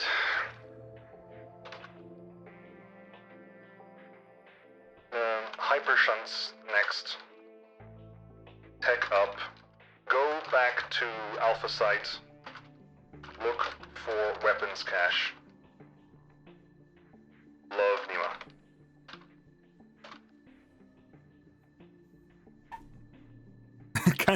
Captain, I've got my ship AI is actually no Kanta. Cool, but that'll be Friday, folks. We take up for Hypershunts next. Revisit Kanta, possibly. If there's much stuff to do is there. She's not dead. She's just really pissed off. Yeah, but thank you very much everyone for dropping by. We did great fun. I've genuinely really enjoyed the story. I have genuinely just Alyssa Zal, we only known her today, but I've really quite enjoyed that. I've really enjoyed the as a character. So we'll be back on Friday with more Starsector. Tomorrow I think is more Chaos Waits Vermintide 2. Wednesday we'll carry on with Dominions. Friday Starsector, continue the tech up to the Hypershunts. Hypershunts might be the win condition, I think. In vanilla game, unless there's anything more challenging than Hypershunts may be the win condition. So we'll start working towards that. And Saturday is going to be We Were Here 2 with Kenny as well, because We Were Here was fun. Just some bounties, I think. Cool. We'll find out on Friday. Anyway, folks, have a lovely time. I'll find someone to raid, and I'll see you next time I see you.